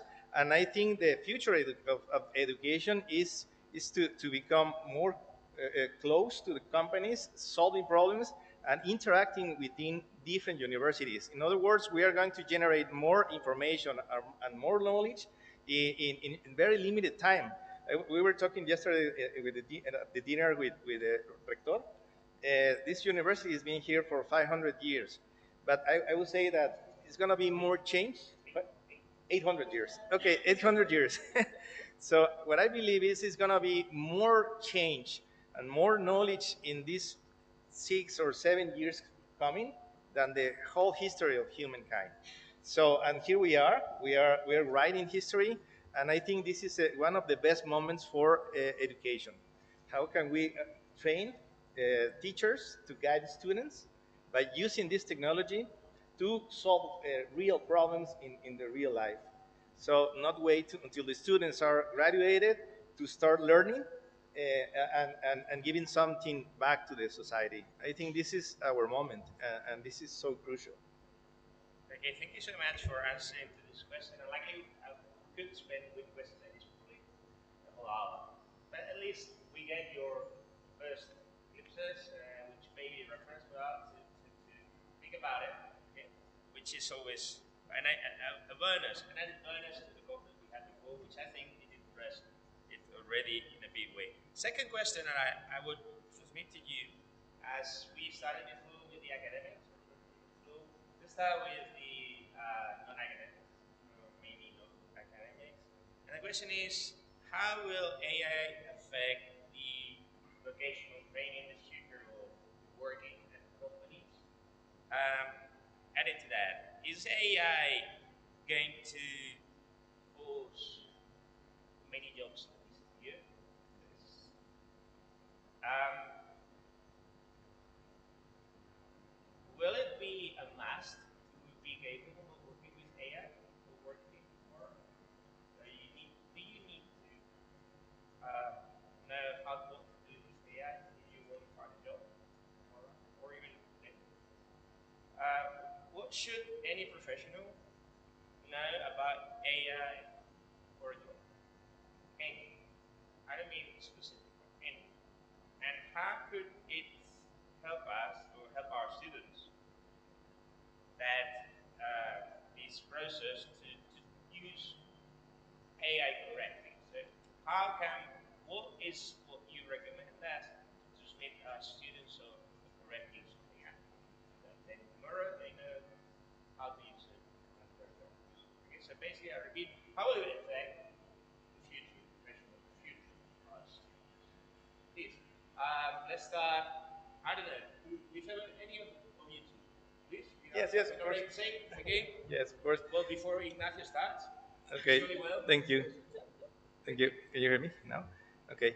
Yeah, I think first of all that there is a lot of fear outside about these changes that are happening so rapidly. So that's number one, a lot of fear. But I think fear is something we are going to work with knowledge. We need to teach what is really happening. And I think that, as I already say, that never before we are going to become more humans than we have ever been. We are so fearful that all these changes, because many people think that their jobs are going to disappear. I think they are going to change, and some of them, of course, they are going to disappear. But I always go, every time I go with a company, and I ask them, how many improvement ideas do you get from your people every month or every year? And you know, the answer is always like, I don't know, maybe 10, 100. In a company that they have 30,000 employees. So most of their activities they do are repetitive tasks, most of them. They don't require too much, how do you say, intellectual development. But now I think with this revolution, we are going to be able to automate a lot of work that is already repeated jobs. And now we are going to become more humans because now we are going to have the time and the resources. And if we guide them correctly, now we are going to be able to receive a lot of good ideas. So that's creativity. Put those good ideas in place. It's what I call innovation. Put them in reality. So now the question is going to be, how many ideas are you putting in place for your company, for your employees, and so on? So I think that's the big change that we expect in this stuff. Companies like yours are hiring supposedly less. Is AI, as I've seen it from jobs, are we going to lose jobs? So all the firings and hirings that are happening, I can tell you 99% are not AI. There is a kind of a bit of hiring, but it's like very specialized, super expensive. So I can tell you that is the 2% of the hiring. Maybe the most expensive, but the 2% of the hiring. And it's not easy also to hire normal developers. It's not that you go AI and you go for a normal developers. It's also not so easy these days. Even if there are findings on the other side, it's also not so easy to find qualified people.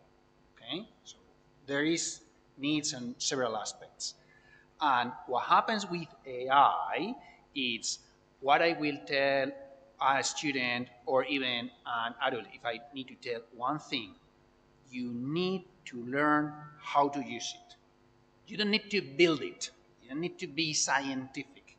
You know people that are working in the field, in a remote area, that search in Google faster and better than you.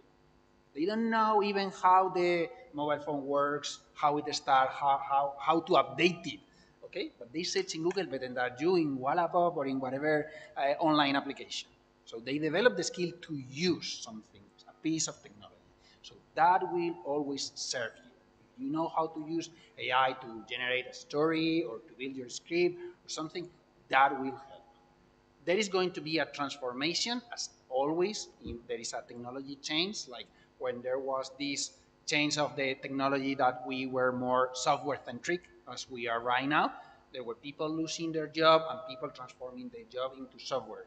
In that transition, some people lost the job and some people don't get a new job. okay? That's where education plays a role.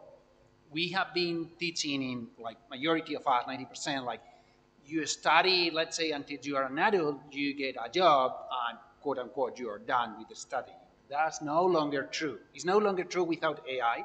So with AI, it's even more. You need to keep learning. And I know even several of my friends that they go, like, they did a study, like, very little, they go for poor jobs, and now they are returning to university, to formal education, even to online teaching, because they need to resave the job because they are not able to get the same job, or they don't like the jobs they have, and they need to recycle.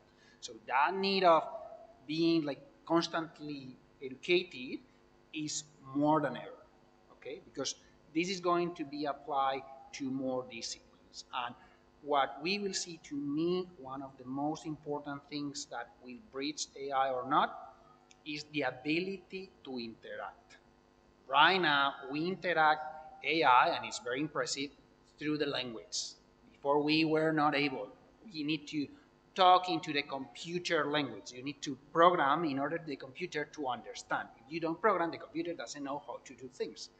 We have changed that right now, and now there is a way, not perfect at all, especially in the programming side, that you tell something in your own language, not in the computer language, and the computer understands, let's say, portions of it, and it's able to do amazing things, especially responding to you is good. I tell you that if you are telling that to create this program to me, that is not awesome. I tell you, not awesome at all. Okay, there's a lot of work to do there. So basically, but something that AI is super bad is about acquiring data that is not digital.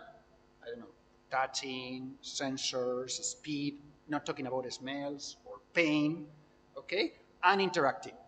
Okay, any robot today, okay, good for the cars to do cooking, super expensive, super difficult, not reliable. You take any mom in the world, one week class, better than most of the robots out there. Okay, thank you very much for your expressive response. Any word you would like to add related to this, maybe from the academics? Are you with what you heard? Is that the end you get from the? Is that the end you have of what to do with our students further in AI for the future? I think it's correct. Well, I just want to share like what you said, no? Ignacio. It's interesting, no? How we have to know how to interact with AI. Like, for example, I use also, no, we use um, GPT when we try to analyze some data, and so depending on how we pose the question, we get different answers. So we need to know what kind of like text we have to put, and I think it's like important. Like we just learn, no, by interacting with AI.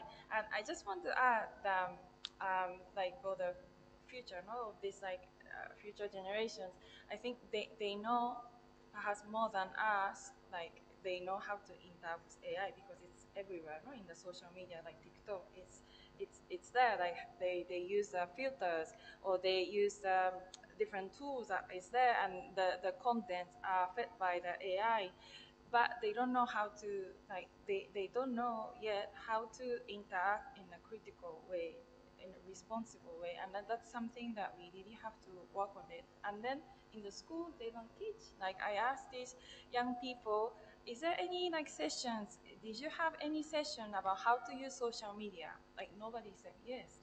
And it's I saw like it's something, no, like we really have to like foster this more and more. It's difficult to tell if this image is created by artificial intelligence or really by a human. Is it a real photo or no? Is it a real? And so like we really have to foster, no, like young people to um, be able to judge, or to at least have this consciousness that everything is not real. And then I think it's very important. Yes. So one of the things I found interesting, especially from the first question, is what sounded as us being divergent. I actually don't think we were divergent. I think we were talking about the same thing, even though, you know, the two from the industry were like, oh, it's absolutely disruptive, and the two of us from academia were like, no, it's still centered on on the human. And in reality, when I think we look at your original question, which was back to the way it might disrupt vocational education and other aspects of education, I think one of the things that's fascinating to look at is this concept of creativity. And everybody is saying, oh, AI is disrupting creativity. In reality, when you look at things such as large language models, so I'll even take it back to your initial, when you brought up, originally you had to be a programmer. And in order to program, you had to understand whatever language was needed to program in that, whether it was, Python or, C# or whatever the language was, you had to know the language. However, that language was still bound in human computational understanding of syntax and morphology. You had to input something, as he said, in a very specific way to get a return from whatever program. The same thing when we communicate as humans. If you don't speak the language, you're not going to get far. I don't speak Spanish very well at all. I had a very difficult time navigating my way here. Okay, so let me center it back to this idea of how is it going to disrupt vocational education, or how is it going to disrupt other forms of education, and tie it to creativity and then tie it to community. Large language models. That still was created by humans. When you ask the AI a question, it returns something. It's still returning something that we as a collective have created over 20-something years, whatever that language model was trained on, whatever data sets that language model was trained on. I think what will happen in the future is, as has been pointed out by colleagues up here, people will have to be critical about the technology, and technology will be able to do things. The AI will be able to do things. What that's ultimately going to create is a need for smaller communities, for us to be smaller communities and do the things of, as you said, being human.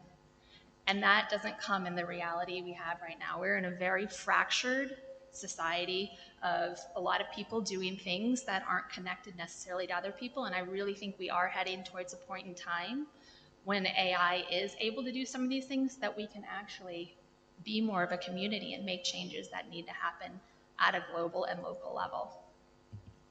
Last word maybe on this question? Yes, like that. We address another one. Thank you. Yeah, I think in this time of disruption, I think this is a good time for universities to think differently in terms of, instead of just thinking about careers, universities need to teach across different industries and across different careers.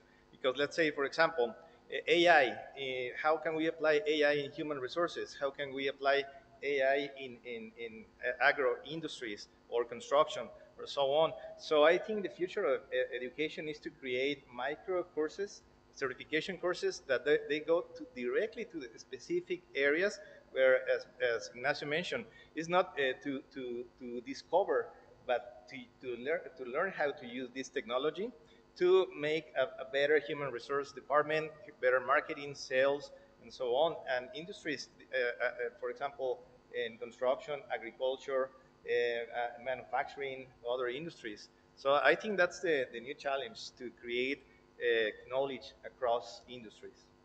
Okay, thank you so much. And the last question, at least from my side, maybe then later we could have a chance for a question from the floor, would be what challenges do we face? Okay, and to describe this question a little more, like I did before, is it possible to keep the pace? Is it possible to keep the pace? Okay? To keep the rhythm? Okay? Would we say, for example, teachers at school or professors at university, we will have time enough to train ourselves and as to train our children after? Or maybe if they is to company, do we have the time to train ourselves, to train the new employees on the use of it? And if so, in what should we insist on? In what should we insist to our students? What's the good way to use AI, generative AI? Is it we need to insist on values? Is it we need to insist on criticism?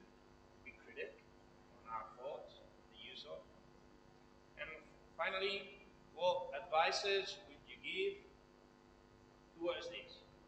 How to confront all of this? Okay. So, to begin with, challenges. What challenges do we face ahead? Please be too. I think the challenge is this like fostering young people, or I think the whole, well, all of us, no, like to promote like critical and responsible uses, because yes, there is like a issue of ethics, no, well,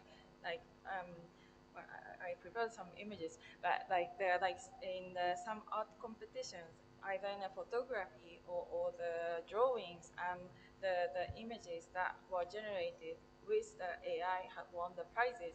And so like there are like ethical issues. No? What do we do? Like to what extent the theme of creativity? What do we consider as creative? And I think there are like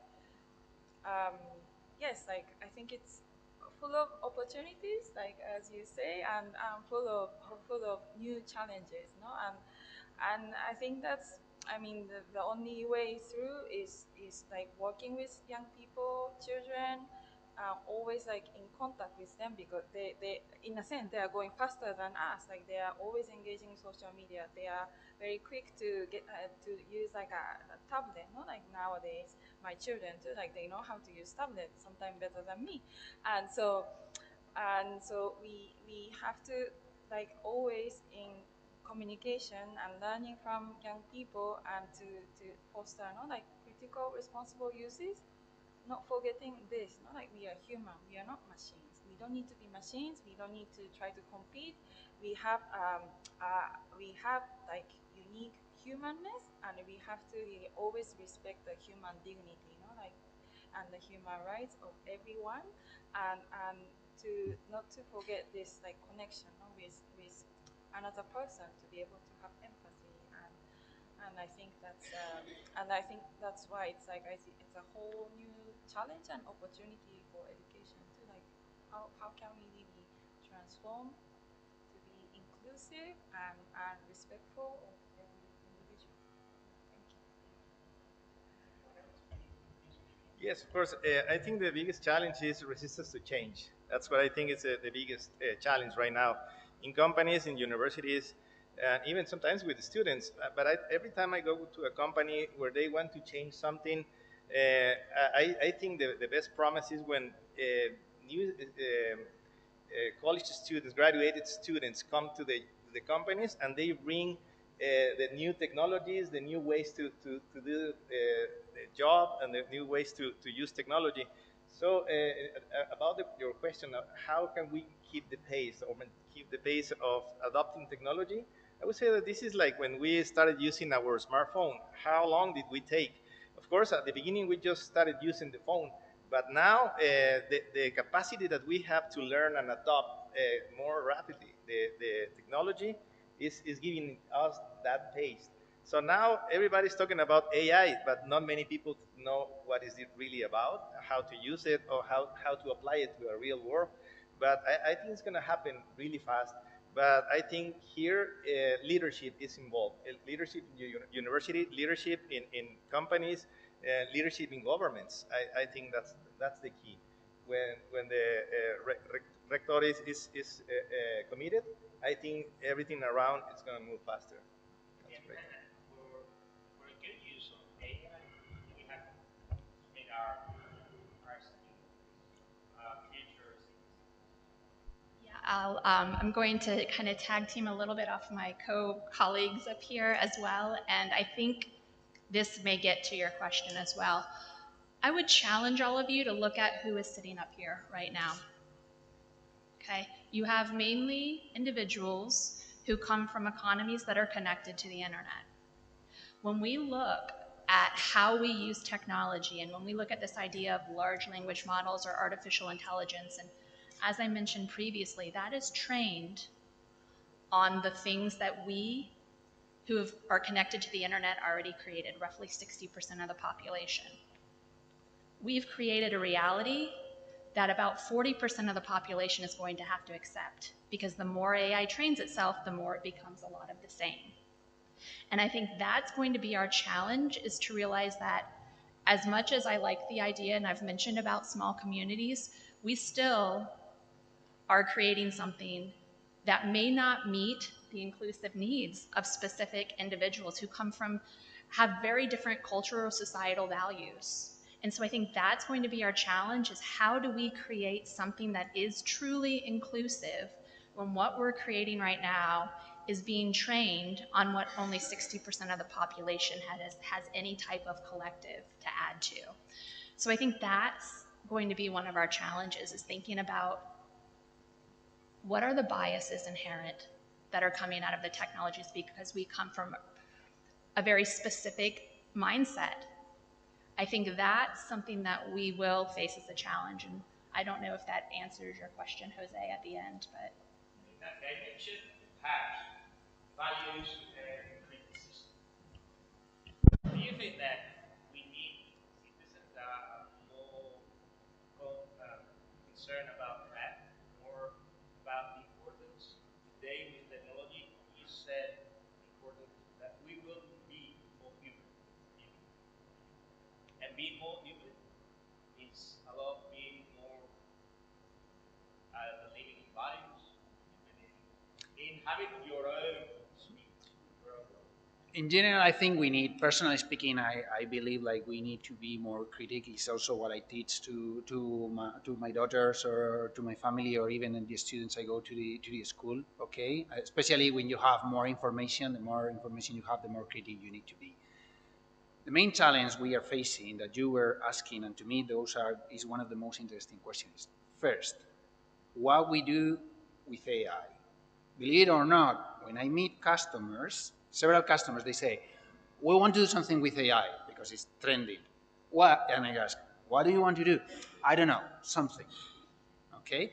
And then AI is built, and something we forget always, is about data, is about of patterns. That is all these large language model become super popular.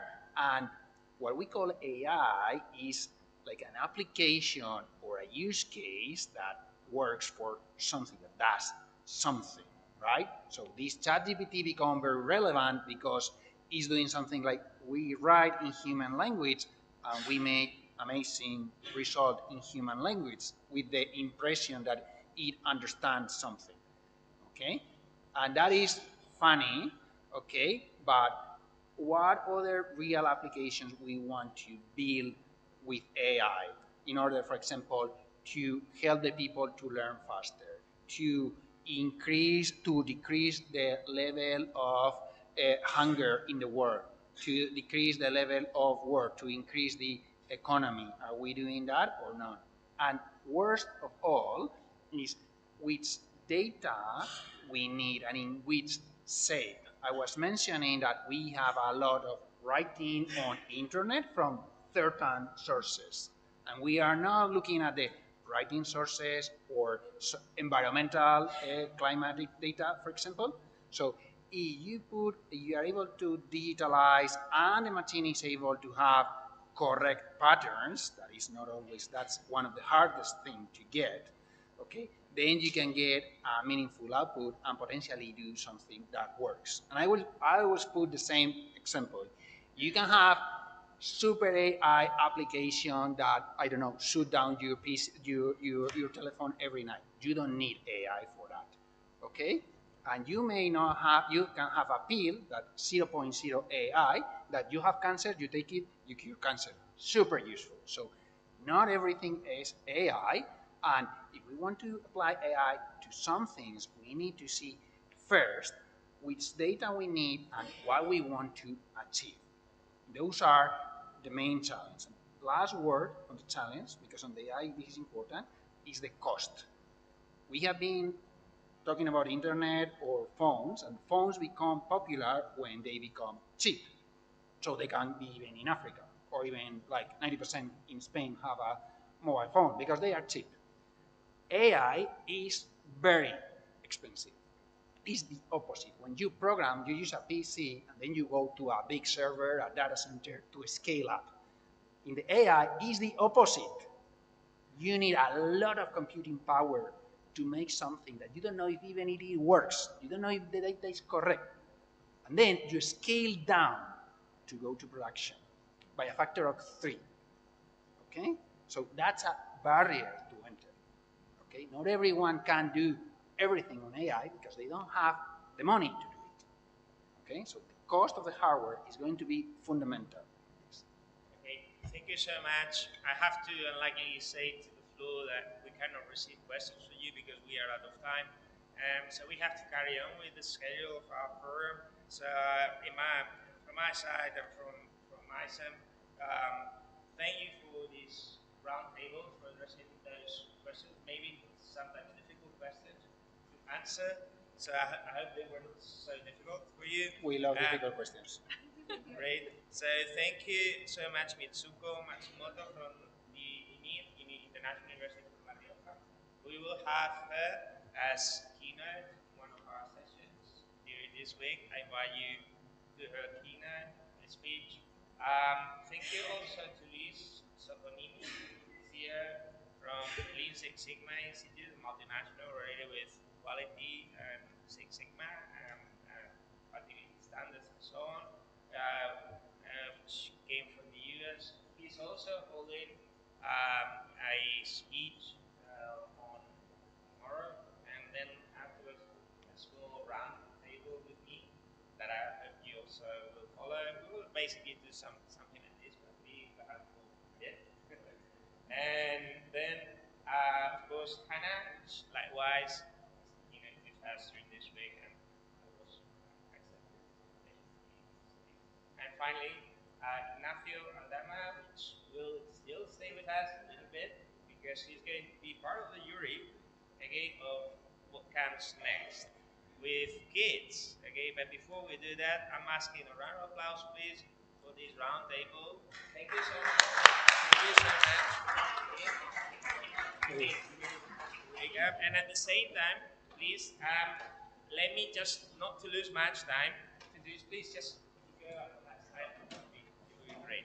Okay, at the same time, please, we continue with our program. We have right now the final from the Media Festival, Back Us to Nature in Salamanca. Okay, so please, I'm asking the participants, the kids, to come forward. I hope they are down there with us. I was asking during this conference, but I had no answer. Yes, please, you may go back to your seats. Adama, please. You have there yours, if you don't mind. So I'll introduce the Media Festival. The Media Festival that takes us to nature in Salamanca has a zone, and also has where you can see the posters from the kids, and the best 3 kids have reached the final. And those 3 kids are going to compete in front of you as they just did before in a 90-second pitch elevator competition. So please welcome the 3 kids with an applause, please. We have here the 3 finalists. Okay. Thank you so much. Thanks. Well, take a seat for a sec, please. Okay, as we rearrange these. Thank you so much. Okay, so they are competing, and there are 14 kids that have reached the semifinals. They competed, and you may see the posters on the building next to us, the Research Development Building, IDI, Investigación, Desarrollo e Innovación, okay? The building which is just next to us where this conference is being held, other than this opening. So, in this sense, please, let's follow with these top ideas, and now they are truly top ideas. They were selected by part of the jury that is going to join us. Mar Marcos is with us right now from the Green Office, from La Oficina Verde, from the University from Salamanca, and she with Ignacio Aldama and I believe a representative from the council, but Pedro, please may you come forward. Thank you so much. Thank you also for your time. Thank you. The 3 are going to hear the best 3 kids. Okay, so I believe the best place for the kids would be here. So maybe we can leave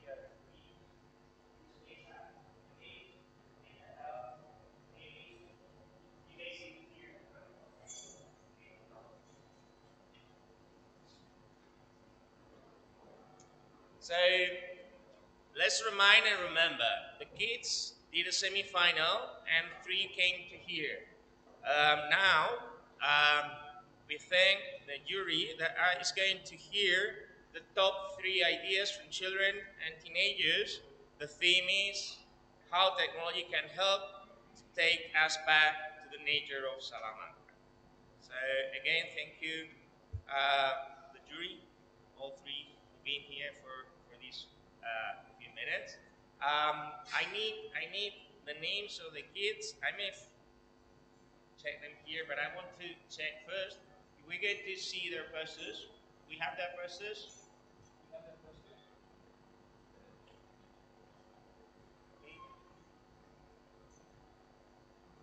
Because I want you to see the works they did at the same time they presented them.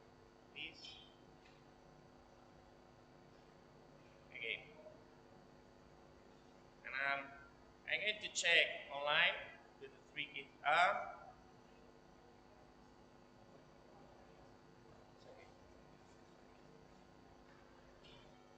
¿Tenéis una lista de ustedes?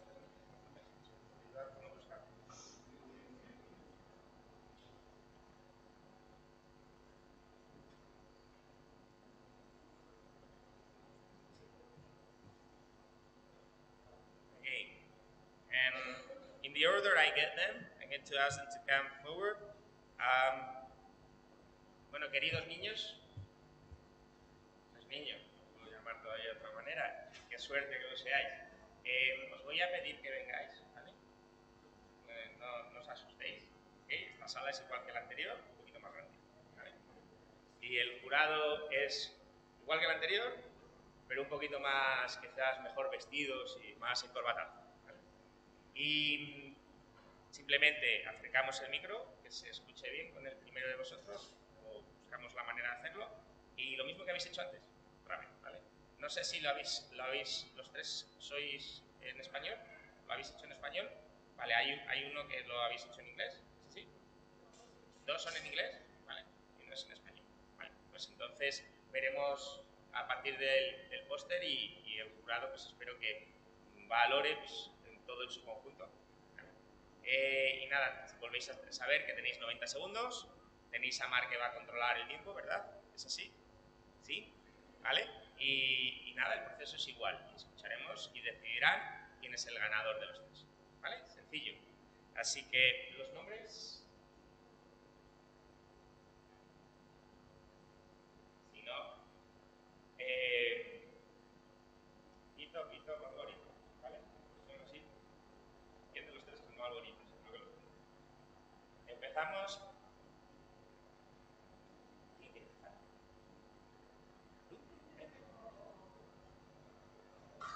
Un aplauso.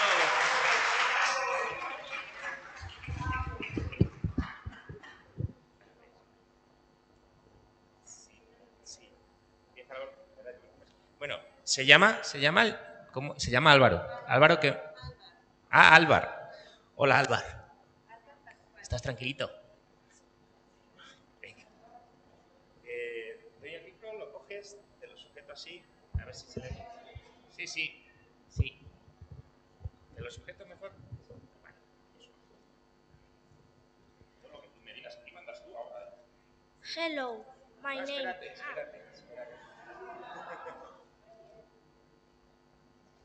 Espérate, Álvaro, no te preocupes. Bueno, ¿y cómo se llaman tus compañeros? ¿Cómo se llaman? ¿Los sabes? ¿Ya los conoces? ¿No? Pues, ¿cómo os llamáis?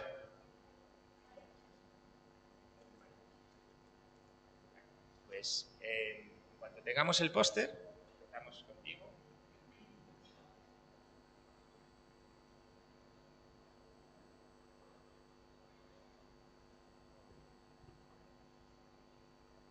Bueno, como os decía, pues han sido 14 niños y supongo que no ha sido fácil escoger a ellos 3. ¿Vale? Podéis ver que no ha sido fácil en el primer piso del IDI, en el pasillo hay 14 pósters. I'll say it in English. You may see the 14 semi-final posters, they are all printed, and you may visit them in the first floor, okay, of the ID building. Okay, I invite you to go over there and do so. We not only have the posters, which are truly great. I personally am astonished of how great kids can be, how they can perfectly do scientific posters. And you may also visit the 3 stands, a stand from the Green Office, okay, every day from 11 to 12, and then a stand from the Hub, which is this animation hub we have in Salamanca, and finally a third stand from the GPEP group and Nature Tech Kids projects, which are led by this research group called GPEP, and among them Sara Serrate, which is right now trying to help us with the posters. Okay, so we have the posters, great. Mira, ¿dónde estás? Mira. Okay, so we have Alvar Pascual Cañamero with 9 years, who's going to, whenever you want, cuando quieras, nos presentas, Alvar Pascual Cañamero. Póster. Tienes minuto y medio. Hello, my name is Alvar. I'm 9 years old. I study at Domingo de Guzmán, Doñinos. This is my poster, Chiviteros in a click. Chiviteros is in Zamora, near Salamanca and Portugal. You can see the map. Around Chiviteros, there are many plants and animals. I like to go to Chiviteros to play. I use application in my mom's phone to explore plants and sounds. For example, in this picture, I was using picture this to explore a plant in Chiviteros. This plant was Black Retama. It was funny. I like to go to Chiviteros in family. I like explore my places. We can use application to get information in a click. Thank you, Chris. Thank you. Thank you so much. How wonderful was this? Okay, I see it's going to be difficult for you. Va a ser difícil que escojáis. If they are all así, this way, I would feel scared to be in the jury. Me sentiría realmente cohibido y con miedo si tuviera que estar en el jurado y tuviera que escoger. Bueno, el siguiente niño que tenemos se llama, ¿me decís? Aitor. Y viene con el póster, ya lo has cogido y todo. Bueno, genial. Uy, pero ¿cuántos niños vienen? Ay, que tienes ayudantes. Explícanos. Pues bueno, este es mi hermano que se llama Bruno y esta es mi compañera de clase, Carla. Hola. Hola. Muy bien, bueno. Y quería preguntaros, ¿vais a sostener así el póster? Qué bien. Pues mira, lo tenéis que enseñar bien ahí. Ellos tres que son. Y esos son el jurado. No muerden, ¿eh? Son jurado, pero no muerden. Bueno, y ya tenemos vuestro póster ahí también. Qué chulo. Qué guay. Bueno, ¿te sujetas el micrófono? ¿Te sujeto el micrófono?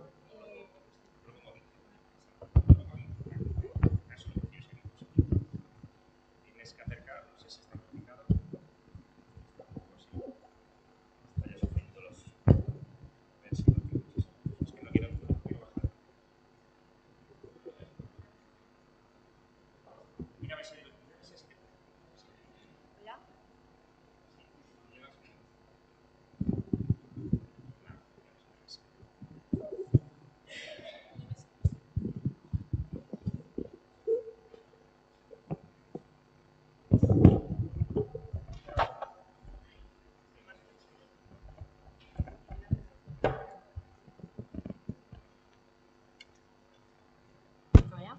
Hola. Sí. Vamos a hacer una cosa. ¿Vais a poner los dos ahí?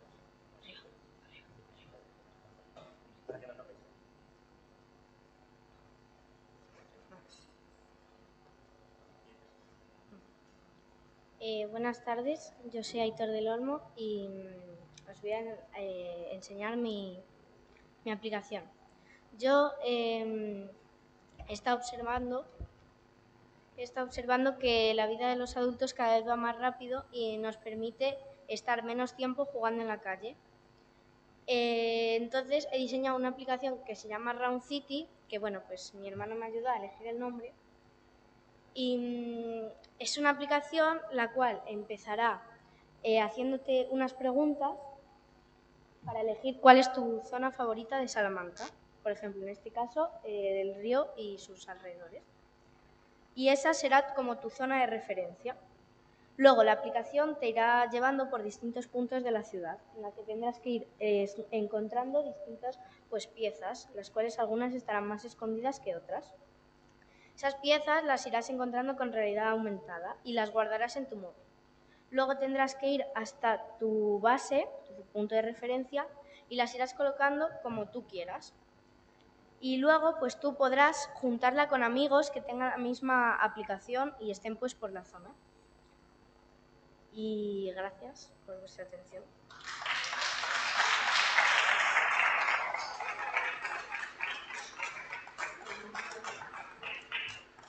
Pues muchísimas... ¿Queréis decir algo? No. Que muchísimas gracias a los tres y pasamos... ¿te llamabas? Marian, por favor. En lo que acercas te puedes presentar, por ejemplo, y decir qué edad tienes, qué años. Mi nombre es Mariam Regani Mucali y tengo 12 años. Vamos a esperar.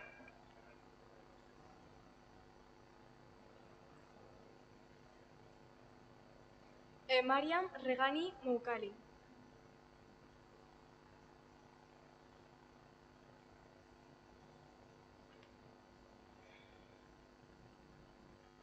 Okay, so I'm gonna talk about Technoplay, because with Salamanca. Technoplay is a game that I'd like to be made to discover new places of Salamanca and facts about trees, flowers, leaves, and all that things like that. But there's a condition. You have to go out to the streets to play, because if you don't, the game won't work. So the checkpoint is gonna be in the main square, the Plaza Mayor. And from there, you're gonna start discovering new places that are gonna be missions. Each mission that you do, there's gonna be given to you a new reward. But you have to keep a streak, because if you don't, you will lose some of your rewards. My objective is to make the children to go out and connect with the environment and nature of Salamanca instead of staying in home playing video games and all that things. And I have to recognize that the adults have a little of the fault of that the children don't go outside because they are more or less obsessed with the work. So they don't have time to go out with the children. So this game will help them both. So thank you very much for listening to me, and I hope you liked my idea.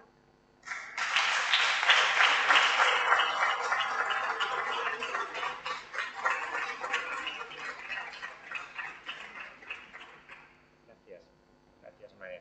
Well, these were the three posters, as probably not for me the best, or for you the best, but for the jury from the semi-finals they were.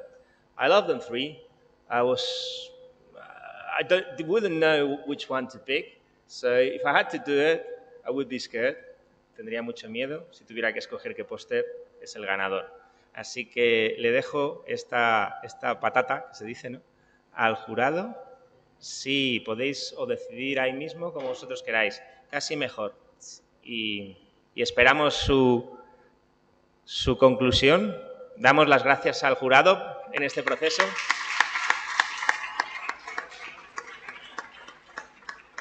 Well, we thank the jury for this process, and in the time they're going to receive this, all three kids are going to get presents, of course. So please, I invite the three kids to come to be prepared to get presents. Okay. I hope to have the presents somewhere. If not, it would be my fault. Okay, of course.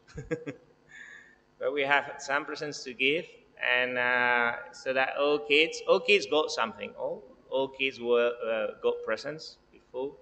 So I hope they get a good memory of this day. Okay. I'm pleased with the media festival. I'm pleased that ICEM has the media festival because it allows adults to recognize and realize that we may not know much more than kids. So let's listen to kids. Maybe the solution to technology is listen to the kids more, as they are going to be the future. So let's await the decision, as I say, and I invite you also for this. Let me also help this time, so that we don't lose the time, to state that we are not finished today. We have a cocktail, and you are invited all to it. That starts right at the end of this media festival. I will invite you to be there, and the cocktail will run from 18:30.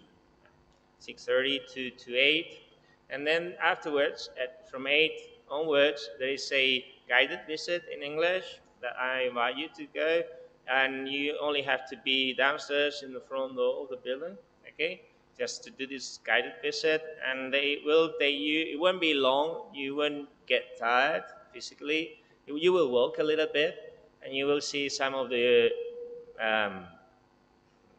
master UNESCO heritage part of the city. So I hope you're enjoying your time here. Voy a preguntarle a los niños. I'm going to ask the kids. ¿Os ha gustado? ¿Sí? ¿Qué es lo que más os ha gustado?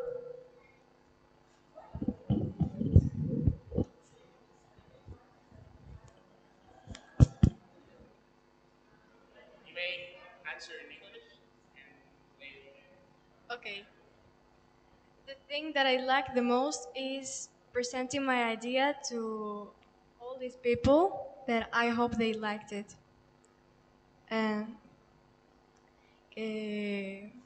Lo que más me ha gustado ha sido presentar mi idea a toda esta gente y espero que les guste.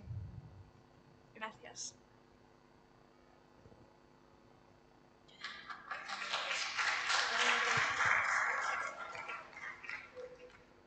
Bueno, lo que a mí más me ha gustado ha sido estar haciéndolo, porque ha sido muy entretenido poner esto aquí, quitar esto de allá. Y pues eso ha sido lo que más me ha gustado. ¿Tus hermanos? ¿Alguno quiere decir? ¿O Álvaro? ¿Álvaro no quiere?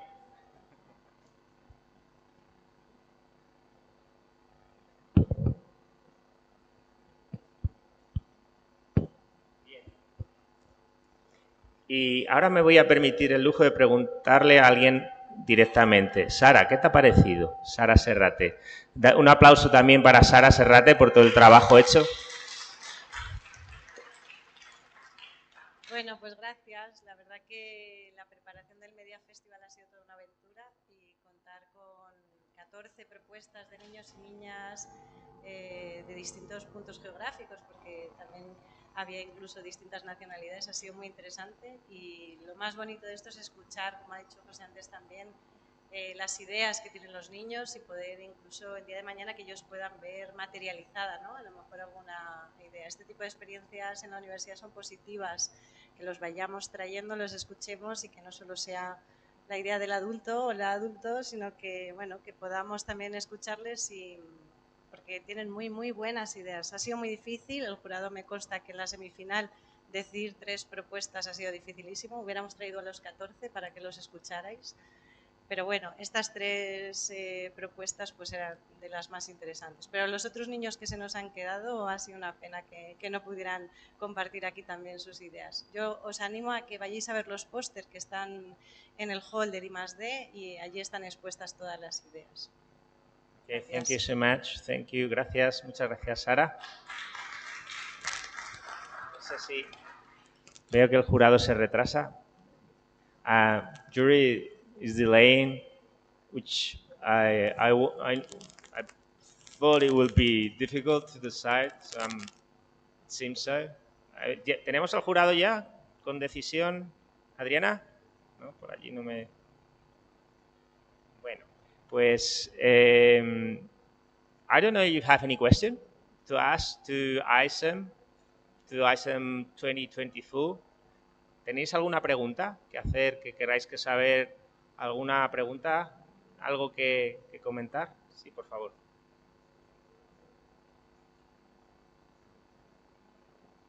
He trabajado 47 años en la facultad y sinceramente me parece que el esfuerzo que habéis hecho en la presentación de algo tan difícil, porque ahí se ve la creación, se ve no solamente la imaginación, se ve que detrás hay un maestro o maestra, unos padres, un contexto que os posibilita todo esto, que al final es lo que decide la educación.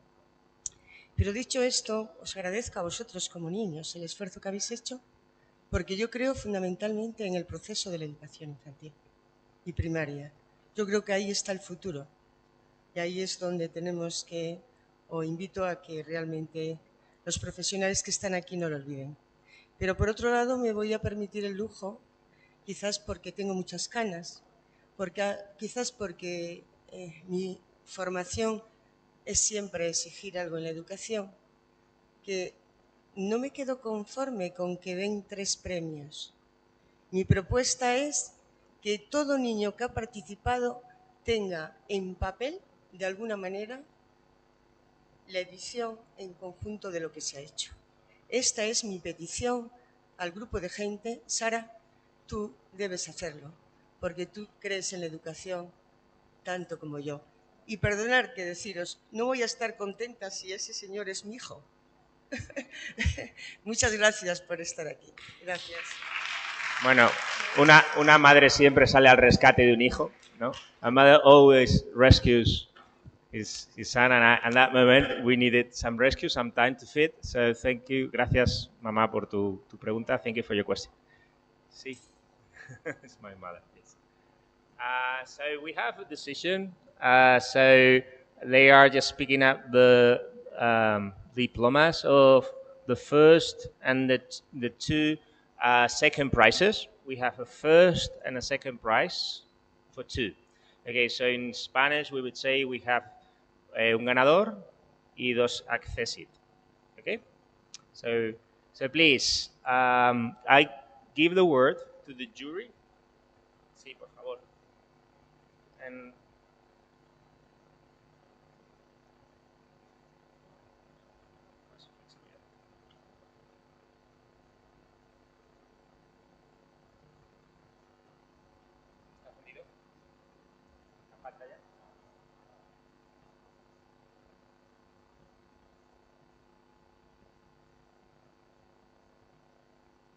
Okay, good afternoon, everyone.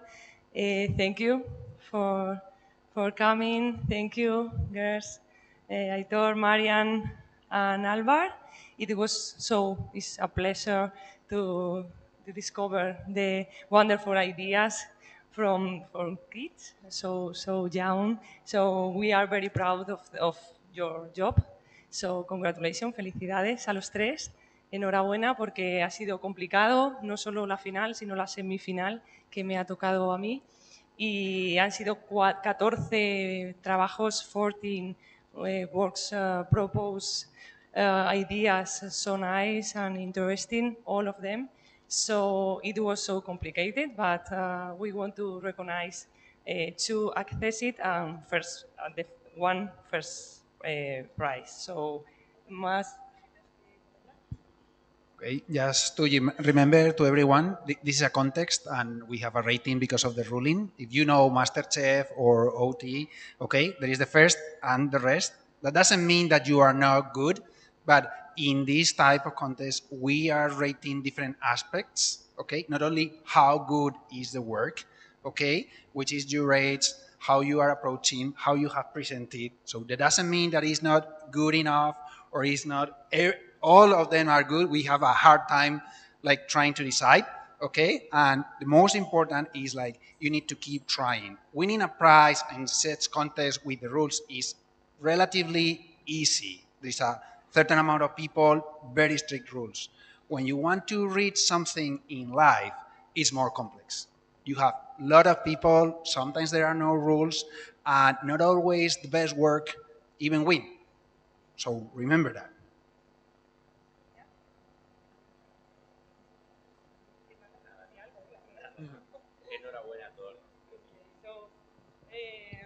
We want to say congratulations all of them. So sorry for because it's a difficult process. So okay, let's go. No, okay. For the one of these theses is for Aitor del Olmo Serrate.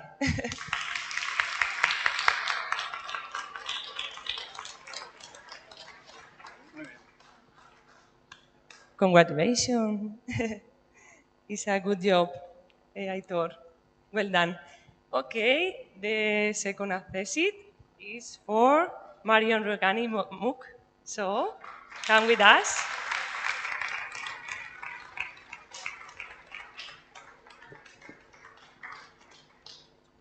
Okay, it's a good job. Marian, congratulations again. Okay, so the winner is Álvaro Pascual Cañamero.